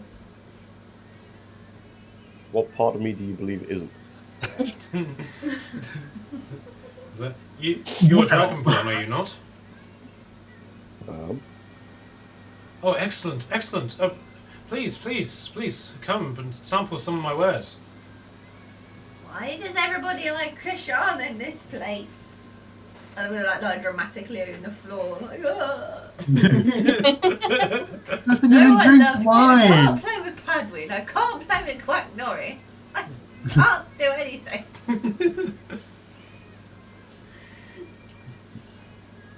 Allow me to introduce myself. I am Luthias Lorien. Lorius.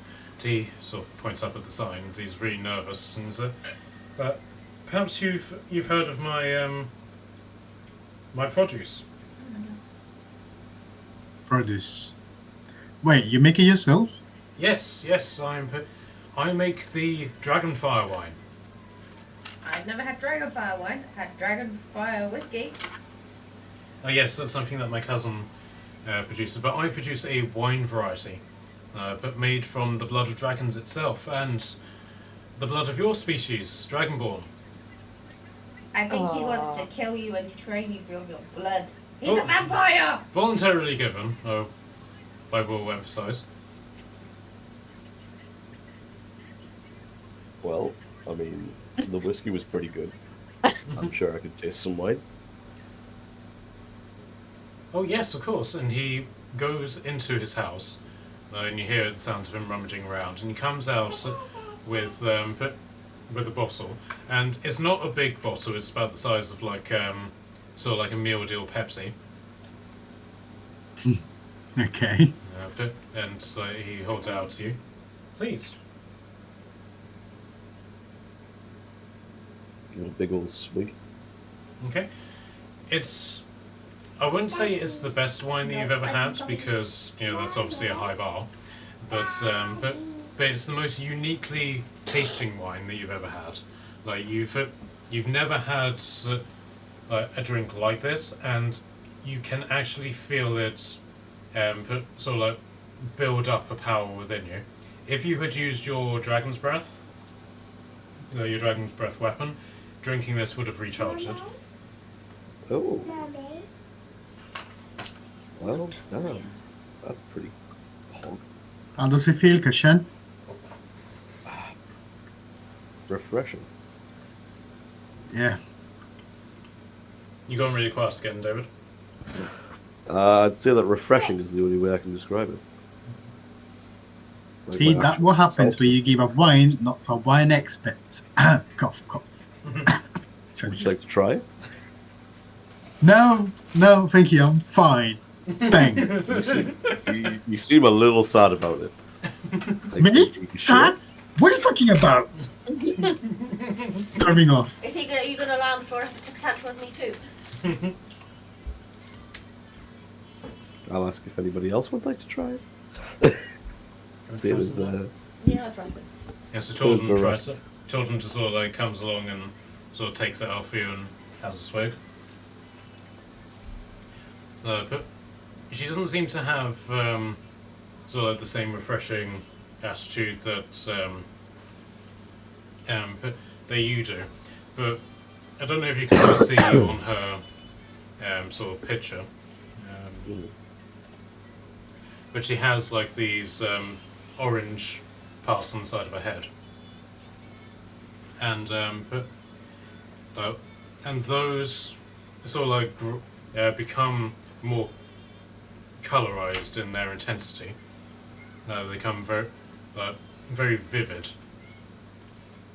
and but you sort of see these small trails of smoke that start to work their way out to the tips of her fingers.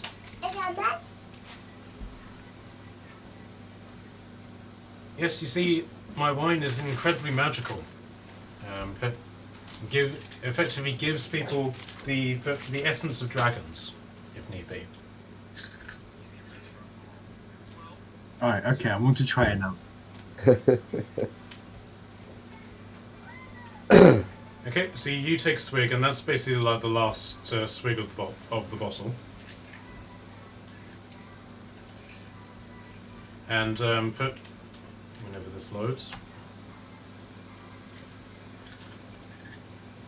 And so when you drink this, a sort of heat starts building up in the space in between your horns, and you just feel this like warmth build up and build up and build up, and so you get the impression. Hello. That if you were to cast your Eldritch Blast with this, you would. Ow, ow, ow, ow, ow, ow. But if you were to cast your Eldritch Blast with it, you would be able to cast a third blast out of this beam. That would specifically do fire damage. That's cool. That's fun. Yes, the effect varies from person to person. And he sort of like takes the bottle back, and you can see he's a little bit sad that this bottle is now gone. But he's trying to cover it up with his general professionalism. So Well, the bottle will not be gone if you just drop a whole case on the floor. what? He's basically saying, he's telling you to pay for it, I think. Well, we are looking for somebody to vouch for us. Oh, you're attending the thing, are you? Yes, attending Yes. the thing. The thing. Is there anything that we could do for you? Well, Um, well, yes, actually. I mean, I feel I feel embarrassed to ask, but since you're offering, yes, there's something that you could do would be an immense help to me. You specifically, my Dragonborn friend. Is it my blood by any chance? Well, I hate to sound improper, but yes, it would be. For you see, I make my wine specifically from the blood of dragons and Dragonborn, and since the problems with Minster Pardus have brought up, my supply has dwindled, and unfortunately, that was the last bottle that I had. Well, that'd And you be, decided just to hand it over instead of to sell it on a high price. Clever you! Well, I won't lie. I was hoping to encourage you to engage in this business, as it were, and I thought the bottle might help. But if you were to donate your blood, as it were, then I would most happily vouch for you. And in 3 days, whenever I'm able to produce the wine mixed with, then he gestures at the wines on the shelves with certain more delicacy natured bottles, then I'd be happy to provide you with a full bottle. What's delicacy natured bottles? well, it seems that you and I are on the same page. So if you have How much? to, Sorry, how much is usually a bottle? Oh, it varies depending on what I mix it with. If I was to mix it with something somewhat basic, say something that was brewed this year, I could easily sell it for, say, 5 silver. But some of the more, shall we say, high quality brands, I could easily sell for something like 4,000 gold. Jeez. well, it seems like Don't you even and I answer the are question on what's thinking along the delicately same sensitive lines. bottles. Oh, these are, shall we say, antique wines, sorts of things that are collector's items. And if I were to combine them with the dragon blood and with the proper incantations, I could turn it into a drink of such a magical nature that that even the greatest potion makers would be surprised at the results. So my next question is, I do carry some wine with me, as a wine lover that I am. Mm-hmm. Are you able to infuse my friend's blood into the wine to make it magical? Yes, I mean I can't speak for what the results would be. If you see, dragon magic is, shall we say, fated, but it has its own agenda. It will decide on what the results will be. So, for example, you had the effects from drinking that bottle. If you drank another bottle, it could be something completely different. It could be the exact same thing. Okay. Kashan, do you want to be this guy's blood donor? Well, it seems me and him are on the same page about getting a bottle and getting vouched for, so I'd be happy to donate some blood to help How us much out. blood do you actually need? Help us out. Well, in all honesty, as much as I can get, but don't worry, I'm qualified to do this, so but I know exactly how much blood to take. I'm not. Oh, all I'm that wise. I'm not worried about. Sorry, carry on. I'm not all that wise. I'd be like, yeah, take as much blood as you want. I've got a big body, plenty blood in here. I'm not really concerned about your capability of taking some blood. I was just trying to understand if you can make more than one bottle. Well, but if I'm able to take a full pint, I could probably make about 10 bottles. Oh wow. Does anyone else much, know we're pimping Kashan out? It's Hey, great. as a fourth wall question, how much blood is in a dragonborn? More than a pint. Like, Okay, how much blood is in the human body? like how much can a human safely donate? Is it 2 pints? Okay. That feels like too much, doesn't it? That's a lot of blood. It's a lot of blood, mate. How much is in the average human body? Okay, so a full donation is 470 mils, So how it's a much is- That's pint. about fine. That's a pint. Yeah, so that's about a pint. That's But, what the human body can give legally. yeah. But, Like 2/3 of a pint. yeah, so so for the sake of Dragonborns being bigger and magical, I would say you're capable of. 2 pints. So, hold on. But yeah, you're capable of giving 2 pints, easily. Okay. I mean, I'm happy to give the man some blood. Okay. Gets us what we need and gets us a bottle. Like, Well, I want more than a bottle. I'll take one for the team. So he basically takes you in and into his house, and you can basically see that this is his actual house, and B, sort of like a medical station. So he's got one sort of like a bed that has sheets and stuff on it for himself, and then he's got you know those sort of like dentist sofa things that they get you to lie on. Yeah. Yeah. He's basically got one of them. Nice. So he indicates for you to lie on the other one, sticks needles in, and basically starts the process. And basically, so he carries on talking to you. I'm assuming it's just the two of you in there, or have the rest of you gone in? As I well? mean, I was going to say, what's everyone else doing? Follow I've along? gone backstairs Yeah, at the for sure. carpet lady's house. She's ready. Because I kind of feel like we're pimping Kashan out now. Kashan is totally cool with it. Kashan's getting fire wet. Kashan would have done this for free. The thing is, if Docker was here, Docker would be like, just take the whole lot, we can heal him. That is accurate. We don't have Morella, don't do that. My healing spell's not that good. Maria just simply stands there and is like, "This is a nice place, adventurer."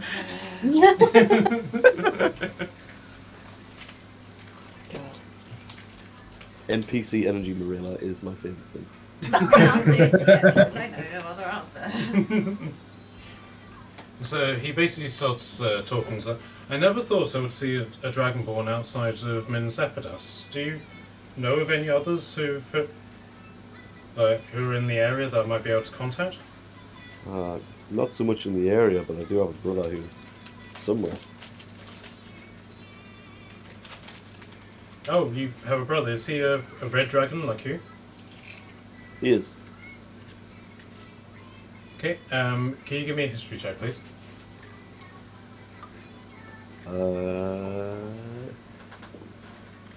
Actually, it's good. 14? So what was that? 14. Okay. So you basically, as you say, you don't specifically know where he is now, but you know that he's signed on with Katie, and Katie was going to Aqua Aveda. Yes, that's where she's going. I remember you telling us where she was going, not essentially. Yeah, But as you say, you don't know the specifics of it, so you don't know if they've already set out, if it's going to be a couple of weeks, yeah. that sort of thing. I let them know that they were headed for Aqua Aveda, but we don't know. So you keep It's going good. really quiet Yeah. again. Oh, I'm just saying that I'll let them know what I know essentially, that they were going to Aqua Aveda, but we don't know when, where, etc. Well, do you think he'd be open to this as well?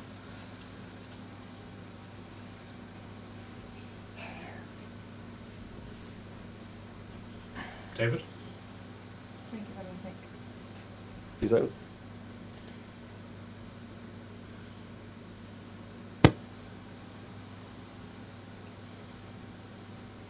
You there, David? Yeah, sorry, I'm back. And do you think your brother would be open to such an arrangement? That would be something you'd have to discuss with him. I'm sure if he managed to get some good wine out of it too, he'd at least be open to hearing what you say. Well, I'll definitely take that into account. But assuming that you're okay with me contacting him, of course, he is your brother. Of course. He's his own man. I can't speak for his decisions, but that's up to him. Oh, very well then. I thank you, sir. I really do. You might not look it from the outside, but I was fearing I would have to close up this shop. But money has not been flowing in since my supplies have dried up. So I thank you. You have definitely saved my business and my livelihood. Well, I like to think that we can help each other out. Yes, of course. So, of course, I will journey with you straight away to the thing, and I can vouch for you to the guards and allow you entry. Perfect. Now we got 2. And a bottle of wine. The wine is what I'm here for, I'll be honest. So, like 10, 20 minutes sort of pass, and eventually he's got 2 sort of sacks full of dragon blood, and it's a very sort of like thick mixture in comparison to like how human blood is. So, so you can see that this is a heavy bag sort of thing, and he puts them into a barrel. So, well, shall we head out then? The thing is going to be starting soon. So the seamstress also comes over. And so, yes, I see you found another vouch. That's good. So just in case they question it in any way. But yes, shall we head out? Let's. Okay. Right. So, Kashan, can I get a Constitution saving throw from you, please? Sorry. Oh no. Could start. That is a natural 20, so 25 Hey. in total. Oh. So yes, Blah. so you're getting that sort of like adrenaline boost that people get whenever they donate blood and stuff, as opposed to feeling lethargic. I ate my cookie. I am a good boy. I am good. Yeah. Okay. So we'll quickly fast forward through this book because I don't want to bore people. But you basically go a long way around the city to basically to where you started, and Scott and Jason and Stick, and to an extent Padwin, they don't seem to have had much success, and they're just simply posing on the corner. You know, whenever somebody official seems to walk past and it's like, yeah, we're warriors, we're here to do something. Oh, well, mighty warriors, we've got someone. Wow, Or you two guys are really someones, selling it. technically. Oh, excellent. We've had equal amounts of success. Yes. Yep. They're very impressed with You us. see that? You see Where, so many people. Oh, look at that! The crowd. I'm gonna like take a quick like look over their head and just be like, so where are your vouchers then? Shh, Kashan, they're invisible. Come on. And then Pedman says, Ah. "We did a dance." Now I'm going to have to ask to see that now. Well, and Scott's like, well, we would love to show it to you, but we're running late for the meeting. You mean the thing? Yes, that thing. That thing. Okay. All right. Let's go before the thing is finished. Okay, Or so starts. it's just like the basic thing where you go over to this barricade. The winery guy and the seamstress basically just explain who they are, who you guys are in relation to them, what you've done for them. That they, stretching it a little bit, they genuinely believe that you guys are here to help and you're an asset to the city, that sort of thing. The guards sort of have this sort of quizzical look about it, but it's clear very quickly that they just simply don't care, and they eventually let you through. Okay. At that point, the winery guy and the seamstress basically just say, this is where we part ways, but the seamstress is sort of like bows towards you, curtsies, and then just simply leaves. And the wine guy basically says, well, your wine will take about 2 days to brew. But would you want to come back here to pick it up, or shall I... Do you know where you'll be staying, or shall I have it sent to you? Do we know where we're staying? No idea. Oh my god. I look to Scott. Let's say we come back and pick it up. Scott just nods. Yeah, that'll probably be best. You really didn't plan this out, did you? I know we'll be staying after this. I just didn't plan where we're staying tonight. You never do. No, I don't. I'm a good planner that way. I think you got planning wrong. But okay. Okay. So you're allowed through like the streets, and you can see that these streets are closest to the Longhouse. This is like the sort of the prime real estate, as it were. This is where like the nobility live. And eventually you come to the space that's outside of the Longhouse, and so you can see that this great circular area has been carved out of the dirt, stone, and grass, and has just been scattered with sand, and it's a very definitive contrast, because it is very much this case of the sand ends and the grass begins,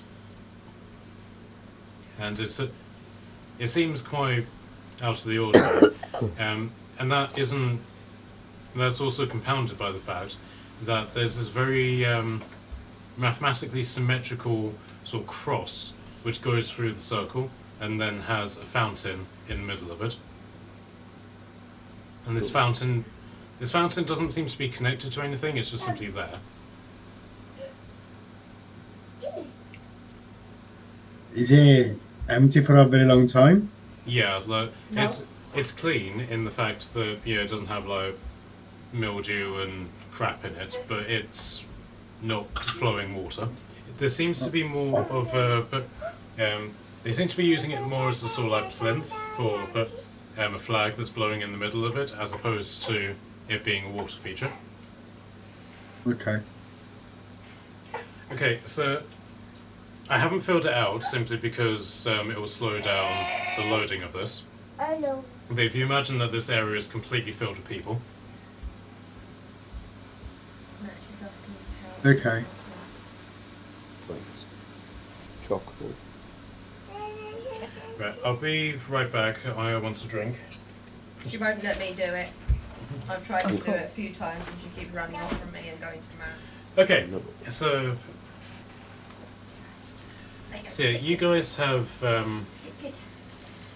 basically arrived at the thing, and but George has managed to sort of like separate himself from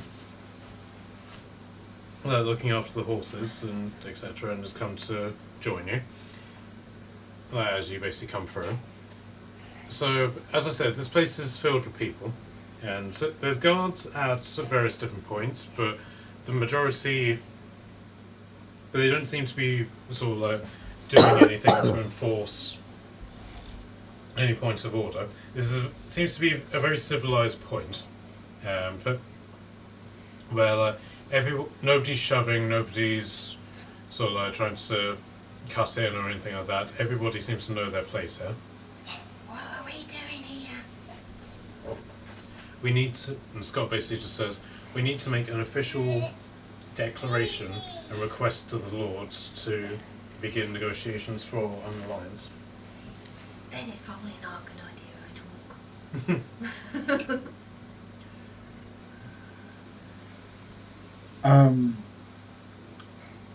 I'm thinking. Can we not do George the job? Let George do the job. He's the most polite and everybody else in here. I'm more than happy to speak for you, sir. However, the alliance is Lord Birch's as opposed to one of mine. Which means we have to let Scott do the talking. Yes, and it's and I suggest that purely out of a case of What are you laughing at my feet for? purely out of a state of protocol, not because it will bring me any pleasure to watch him squirm. Are you not very wordy too, Scott? And Scott just looks at George with a scowl and is just like, well, I don't like being the official person in the room, but if we have to, come on, I'm not doing this by myself.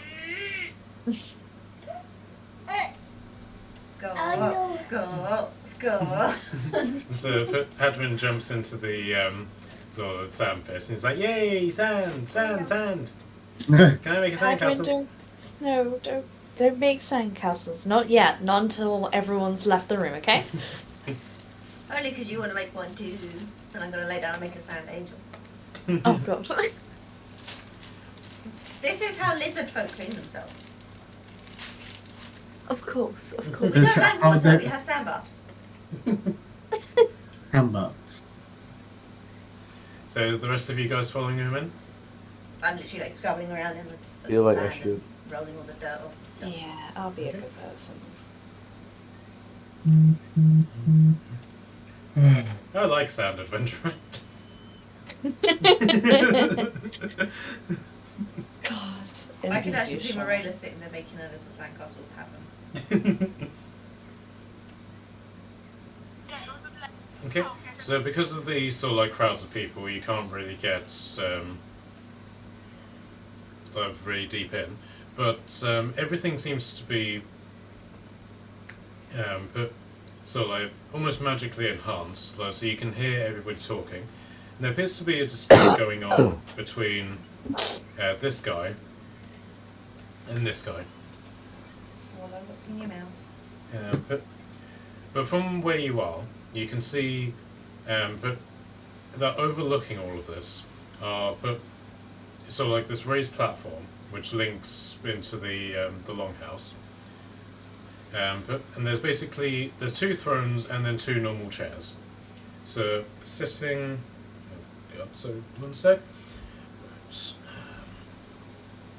So sitting in this chair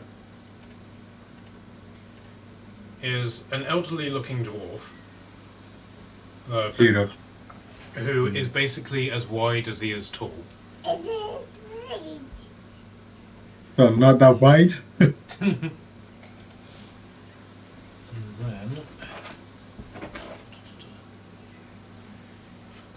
I did put these in order at one point, and now it's all gone. So then next to him is sort of like middle-aged dwarf, but who is seated next to him, and she's very sort of like ruggedly dressed, but she does hold herself up with a sort of air of regalness. Then in the chair here is a high elf who is basically just like trying to look quite official, and then on the far side, I'll find the token. Yeah. Is this woman? But can I get insight from everybody? Oh boy. You're cold, okay. I am once again not very insightful.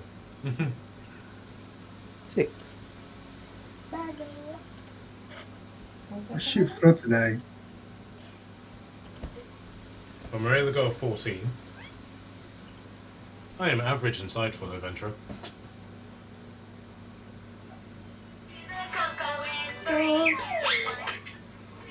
Onyx, what did you get? I got a 17. Okay, So you're the most insightful person in the group. Let's but go. You sort of like you see like the body posturing, the sort of like alluring looks that she's giving to everyone, and you can immediately see that this is a mage from Wit. Oh god. I made you a Another what? one. I'm informing everyone of that. Scott, it's your girlfriend. From Wit. Again. Hmm. Wait, who is she? Okay, so We've met mages from Wit before, and they're always overly sexual looking, and they're up to no good. Up to no good. can I get a history check from you to see if Barracas would know this?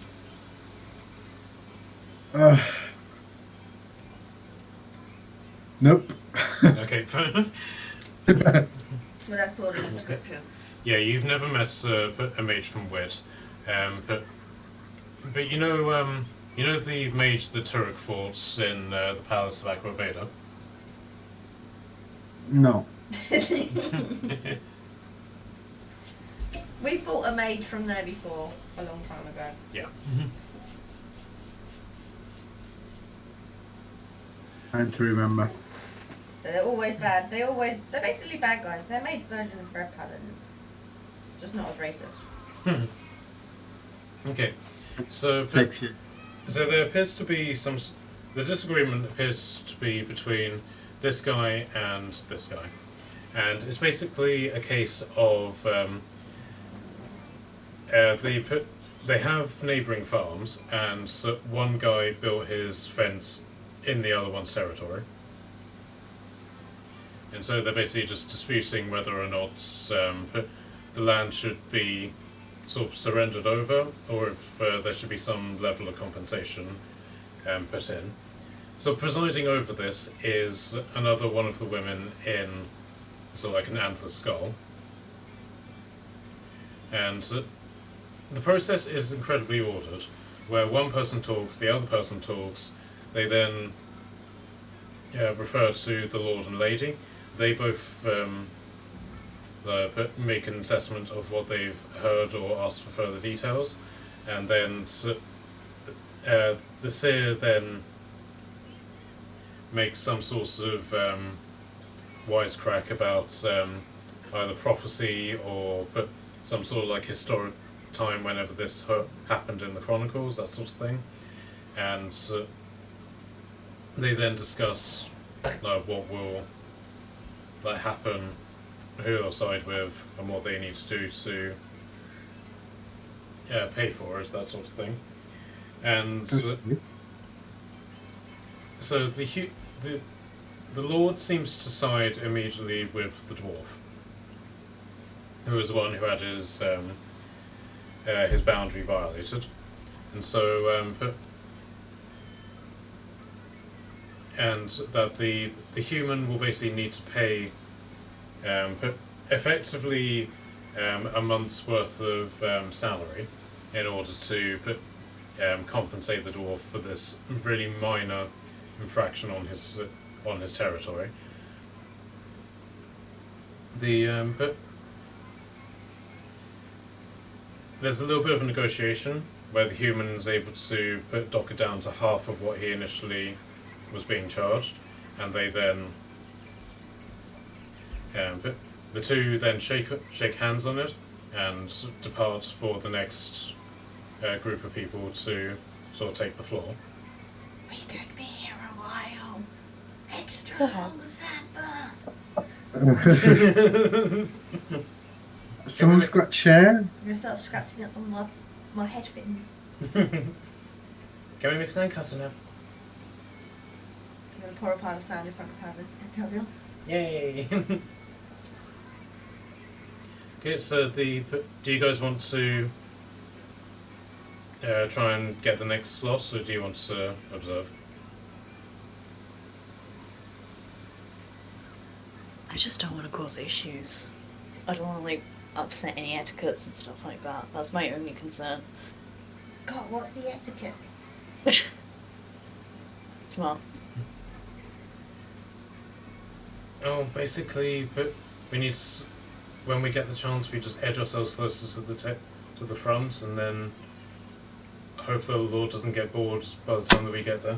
Sandro, Edge yourself forward or make a room. Kashan, go be a bully in a doorstop in a china shop. Push Kashan forward, try and push Kashan forward. I can make some room if we need to make some room. Yeah, so you guys are moving forward. Right? Yeah, Using let's move Kashan as forward a a riot little shield. Okay, so the next case is a dispute between a husband and his wife, or man and woman rather, and basically the man owns a farm.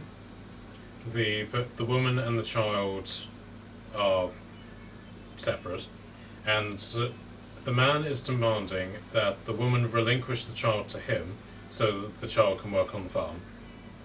And the woman is basically pleading with the lords to not allow this to happen. How old is child? Let's see how perceptive you are, see if you can work it out. Put child there as well. Okay, you're quite high on that. He's about 9-10 years old. Chores maybe on the farm. Not bad. Child abuse. I was thinking chores, just like general menial work that you would get kids to do anyway. Like tidy their room. Nothing. No, Okay, no response. absolutely no No response. response. So, with this, the Lord actually gets off his throne and jumps down, and he says to the child, like, he asks him various questions like, "How old are you? Do you want to go work on the farm? Do you love your mum?" That sort of thing. And the child basically just answers honestly. Yeah, he's 9 years old. He does like the farm. He likes playing with the sheep, but he also loves his mum. So he goes over to him, gets him to hold out his arms. Pokes and prods him in various places, and then simply says to both of them, "I'll buy the boy from you." Bye. And so the mother immediately lets out this sort of like cry of like, "No, you can't." But the father, on the other hand, just immediately says, 5 gold. And so Hirok then says 3 gold. The guy then negotiates it down to 4. And Sorry? Up to 4. Yeah, up to 4, and then Hirok just stands his ground with 3. So the father then agrees to 3, and then he then cries out to the crowd, "The boy shall stay with his mother." And at which point the mum basically sort of breaks down in sort of shock, and sort of like hugs the child. The guy, on the other hand, basically cries out, "We had a deal," and Hirok then just simply says to him, "You just sold your son for absolutely nothing. You're not fit to be his father." This causes a sort of like great applause from the crowd. Like, everybody seems to be appreciative of this, except for the father, who pulls out a sword and tries lunging at him. And he gets to about here, whenever he just suddenly freezes on the spot. And this sort of blue force has just like engulfed him, almost like this little force field. And you can see that the mage is basically just casually just holding up her finger, holding a staff in the other hand, and she's the one basically holding him. And there's this like really tense silence. And the elf basically just walks over to him, so that he's staring this guy straight in the face in front of the throne. He's like, To draw arms against your lord is punishable by death. May you never enter Valhalla, friend. And with that, he just pulls out a dagger and just stabs him in the stomach. Is that it? Oh, Does that but- mean the woman now gets the farm as well? And so, yeah. But I thought, like, throat slitting or decapitation. so he stabs him, pulls the blade out, and blood starts pouring out of it. But he's still being held. He can't do anything to sort of like stop the fact that he's just bleeding freely onto the floor. And so the elf just carries up, just then stabs him again, and he basically just cuts open his guts. Ew. By the time he's finished, the guy's like intestines have just sort of fallen out. And then, whenever the guy is clearly dead, that's whenever she releases him, and he just falls dead onto the sand in front of him. This has happened in complete silence. Nobody has said a word other than what you guys have said. And so, some guys just simply come along and just drag the guy off. And they just simply throw him out of the sandy area. They don't give him any sort of like dignity in anything that he's done or anything like that. They literally just throw him to one side. And so the elf basically just wipes his knife clean, goes back to sit down. So Hirok then just simply stands up and is like, "Well, it seems that there's a new farm for sale. I'll be happy to start taking bids. Anybody who's interested, have a word with the steward."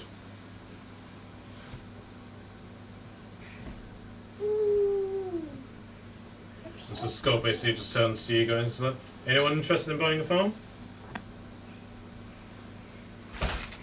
I'm gonna pass, strangely.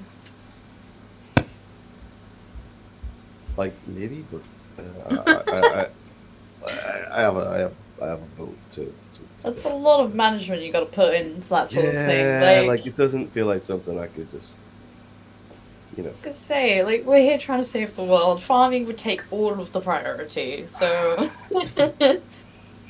Tell me you wouldn't be a little bit interested. It's a passive income. I wouldn't mind a farm. Plus, I've raised I grew up in a farm, actually a duck farm, to be precise. Like we could hire people to. Gone really fast, can David? We could hire people to do part farm stuff, Yeah, and then sell whatever we farm and get money. Well, you can put your funds towards it, guys. I'm not gonna help. I'm sorry. That's just. I want to see what the bids are looking like. Like I want to see how much people are bidding towards said farm. Okay, this isn't Like if it's gonna go for a steal, like. Yeah, this doesn't really seem to be sort of like one of those open house bids where people like hold up sticks to indicate that they're bidding. This is very much a case of you need to go to the elf to discuss this. Like. Something we can do later. All right, so like, do you guys need me to like get us towards the front here, or? Yes. Yes, please. Yeah. All right. Okay. Never mind. We'll give it a look. Can we Does put anybody Scott want to on join? his back and Like, we can like what have I piggyback got? Scott to the front. Okay, so how are you going to push forward? Are you going to just physically push forward, or are you trying to intimidate your way through? A little bit of both. Like, I'll be saying "excuse me," but I'll be saying it with like teeth on show. Okay, so can I get an intimidation, please? Yes, sir. That is 22. Okay, so yeah, you're able to effectively push your way to the front. So everybody is all at this point now. Scott basically steps forward and sort of thanking you, and Hirok hadn't noticed him at all. He'd mostly just seen you, but Scott was sort of trailing behind. And he then, once he sees him, is like, "Do my eyes deceive me?" And Scott basically says, "Yes, I think they do. But assuming that your eyes still work, but you're getting old, Hirok. Very old." And like this, in this sort of like gasp from everybody, like in the thing, and so even some of them sort of like start handling their weapons and stuff like that. So Hirok basically stands up and sort of hefts his own axe, and it's like this big double-sided axe, which is just as tall as he is. And so tread carefully, Alpha. At this point, we are not allies. Our alliance ended a few months ago. So be careful what you say, else I might accidentally split your head open. Accidentally, but accidentally. Well, in that case, and so Scott basically jumps up onto the stage in front of him. In that case, we should sign our peace treaty and forge a new alliance before any more accidents happen. There's this really tense silence. And then Hirok just suddenly bursts out laughing, and grabs Scott by his shoulders and just headbutts him. Oh my god. But unfortunately, Hirok seems to have taken the short stick in that regard. See, because he sort of wobbles a little bit and then falls back into his throne. I forgot how hard werewolf heads are.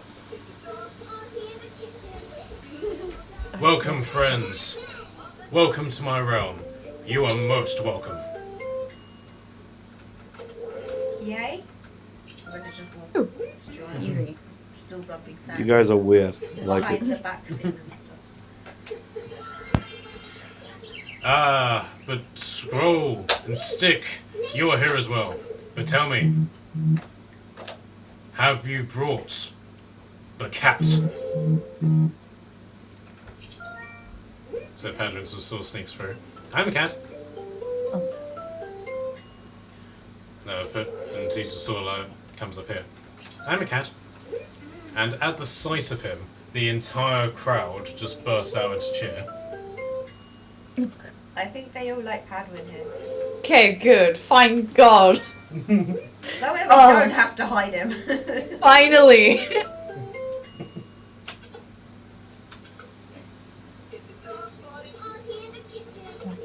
As I said, you are most welcome. But I have grave news for you. You missed the party in the kitchen. It is news most dire. Unfortunately, we have a mass surplus of food and ale and celebration, and all of it must be completed by tonight. Will you help us in this grave task? Yeah, why not? Absolutely. Excellent. May this feast be bloody, terrible, and may the gods shit themselves in fear of it. I love this place. Now that sounds like my kind of feast. Hell yeah! Feel very at home here. Onyx and Kashan are very good friends. Yeah! But come. You must be tired from your journey. Please. My hall is your hall. Huh? And George basically comes over to you and says, he's saying that we can stay in his hall, sir.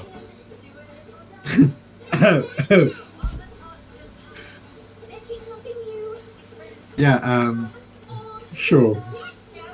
Did you I miss hope it's here? warm. Don't worry, darling. I heard hall as well. Oh my dear. Not now. Please. Wrong time. Is there ever a right time though, realistically? But please, enter my hall through the front, and wash, get yourself dressed, wash the stains of the journey off you. The thing must continue, unless, of course, you want to watch and rust your mind out with boredom. I'm interested a little bit in the farm. Oh my god! Well, in that case, talk to the elf. You don't sound impressed with the elf. If you were to find an impressive elf, let me know. I'm going to point to Onyx and Marina. They teach stuff. And she shoots stuff. So, so Maria basically just turns to you. I'm the only elf in the group, adventurer. They're women. I don't currently know the difference. As far as I'm aware, I've only met female elves that I'm aware of. So, women are elves. No one has bothered to correct order. And so you just hear Jason say, "This is going to be a very long and awkward conversation." Just maybe. And I just complimented you as well. I want to storm off. I appreciate, but I don't really child thing when they pull their eyelid and go with their tongue. oh yeah.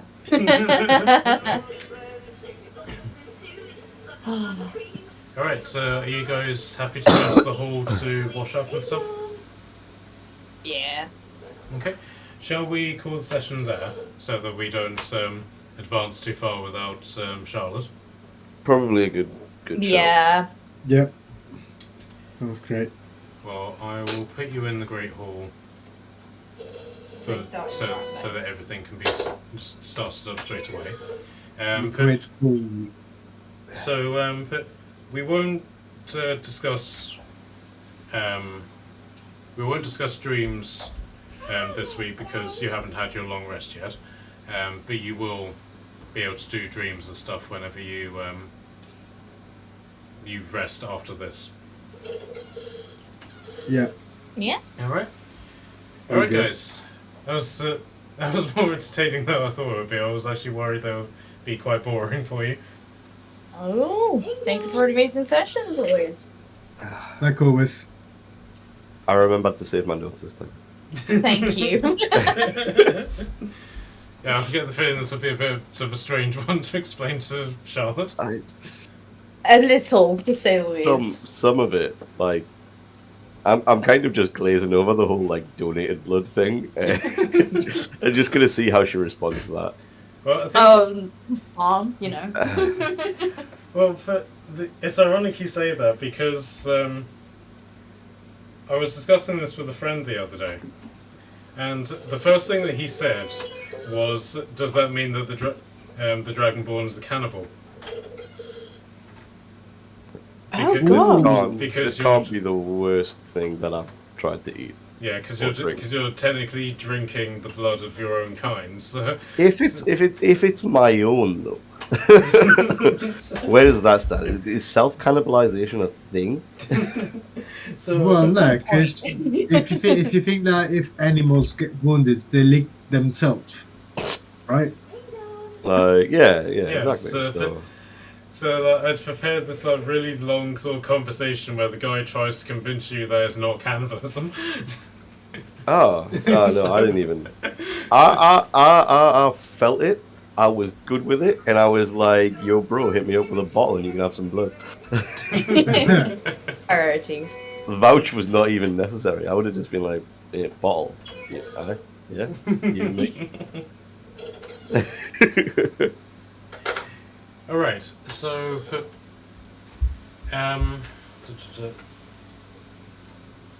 so yeah, shall we pencil in next Monday again?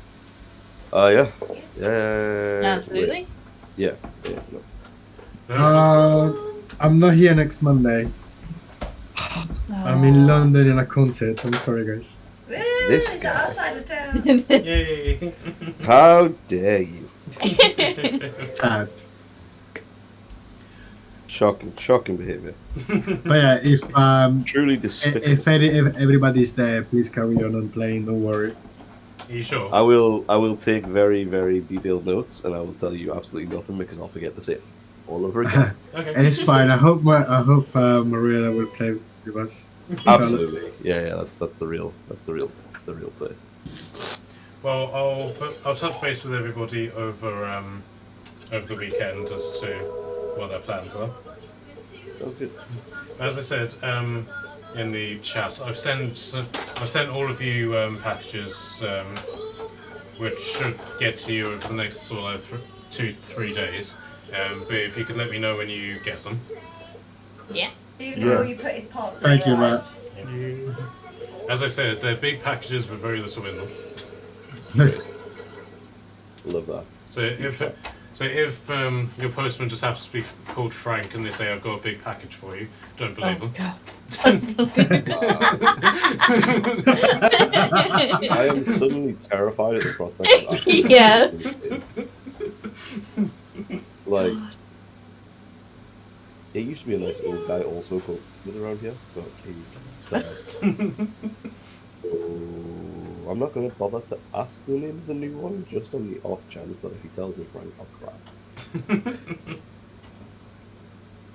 Alright guys, have a good night, and I'll also be implementing the new inspiration system next session as well. Cool. So I'll walk everybody through that when we do next session. Sounds good. Great. Alright guys, have a good night. I don't know. Night. Thank you, Matt. Bye.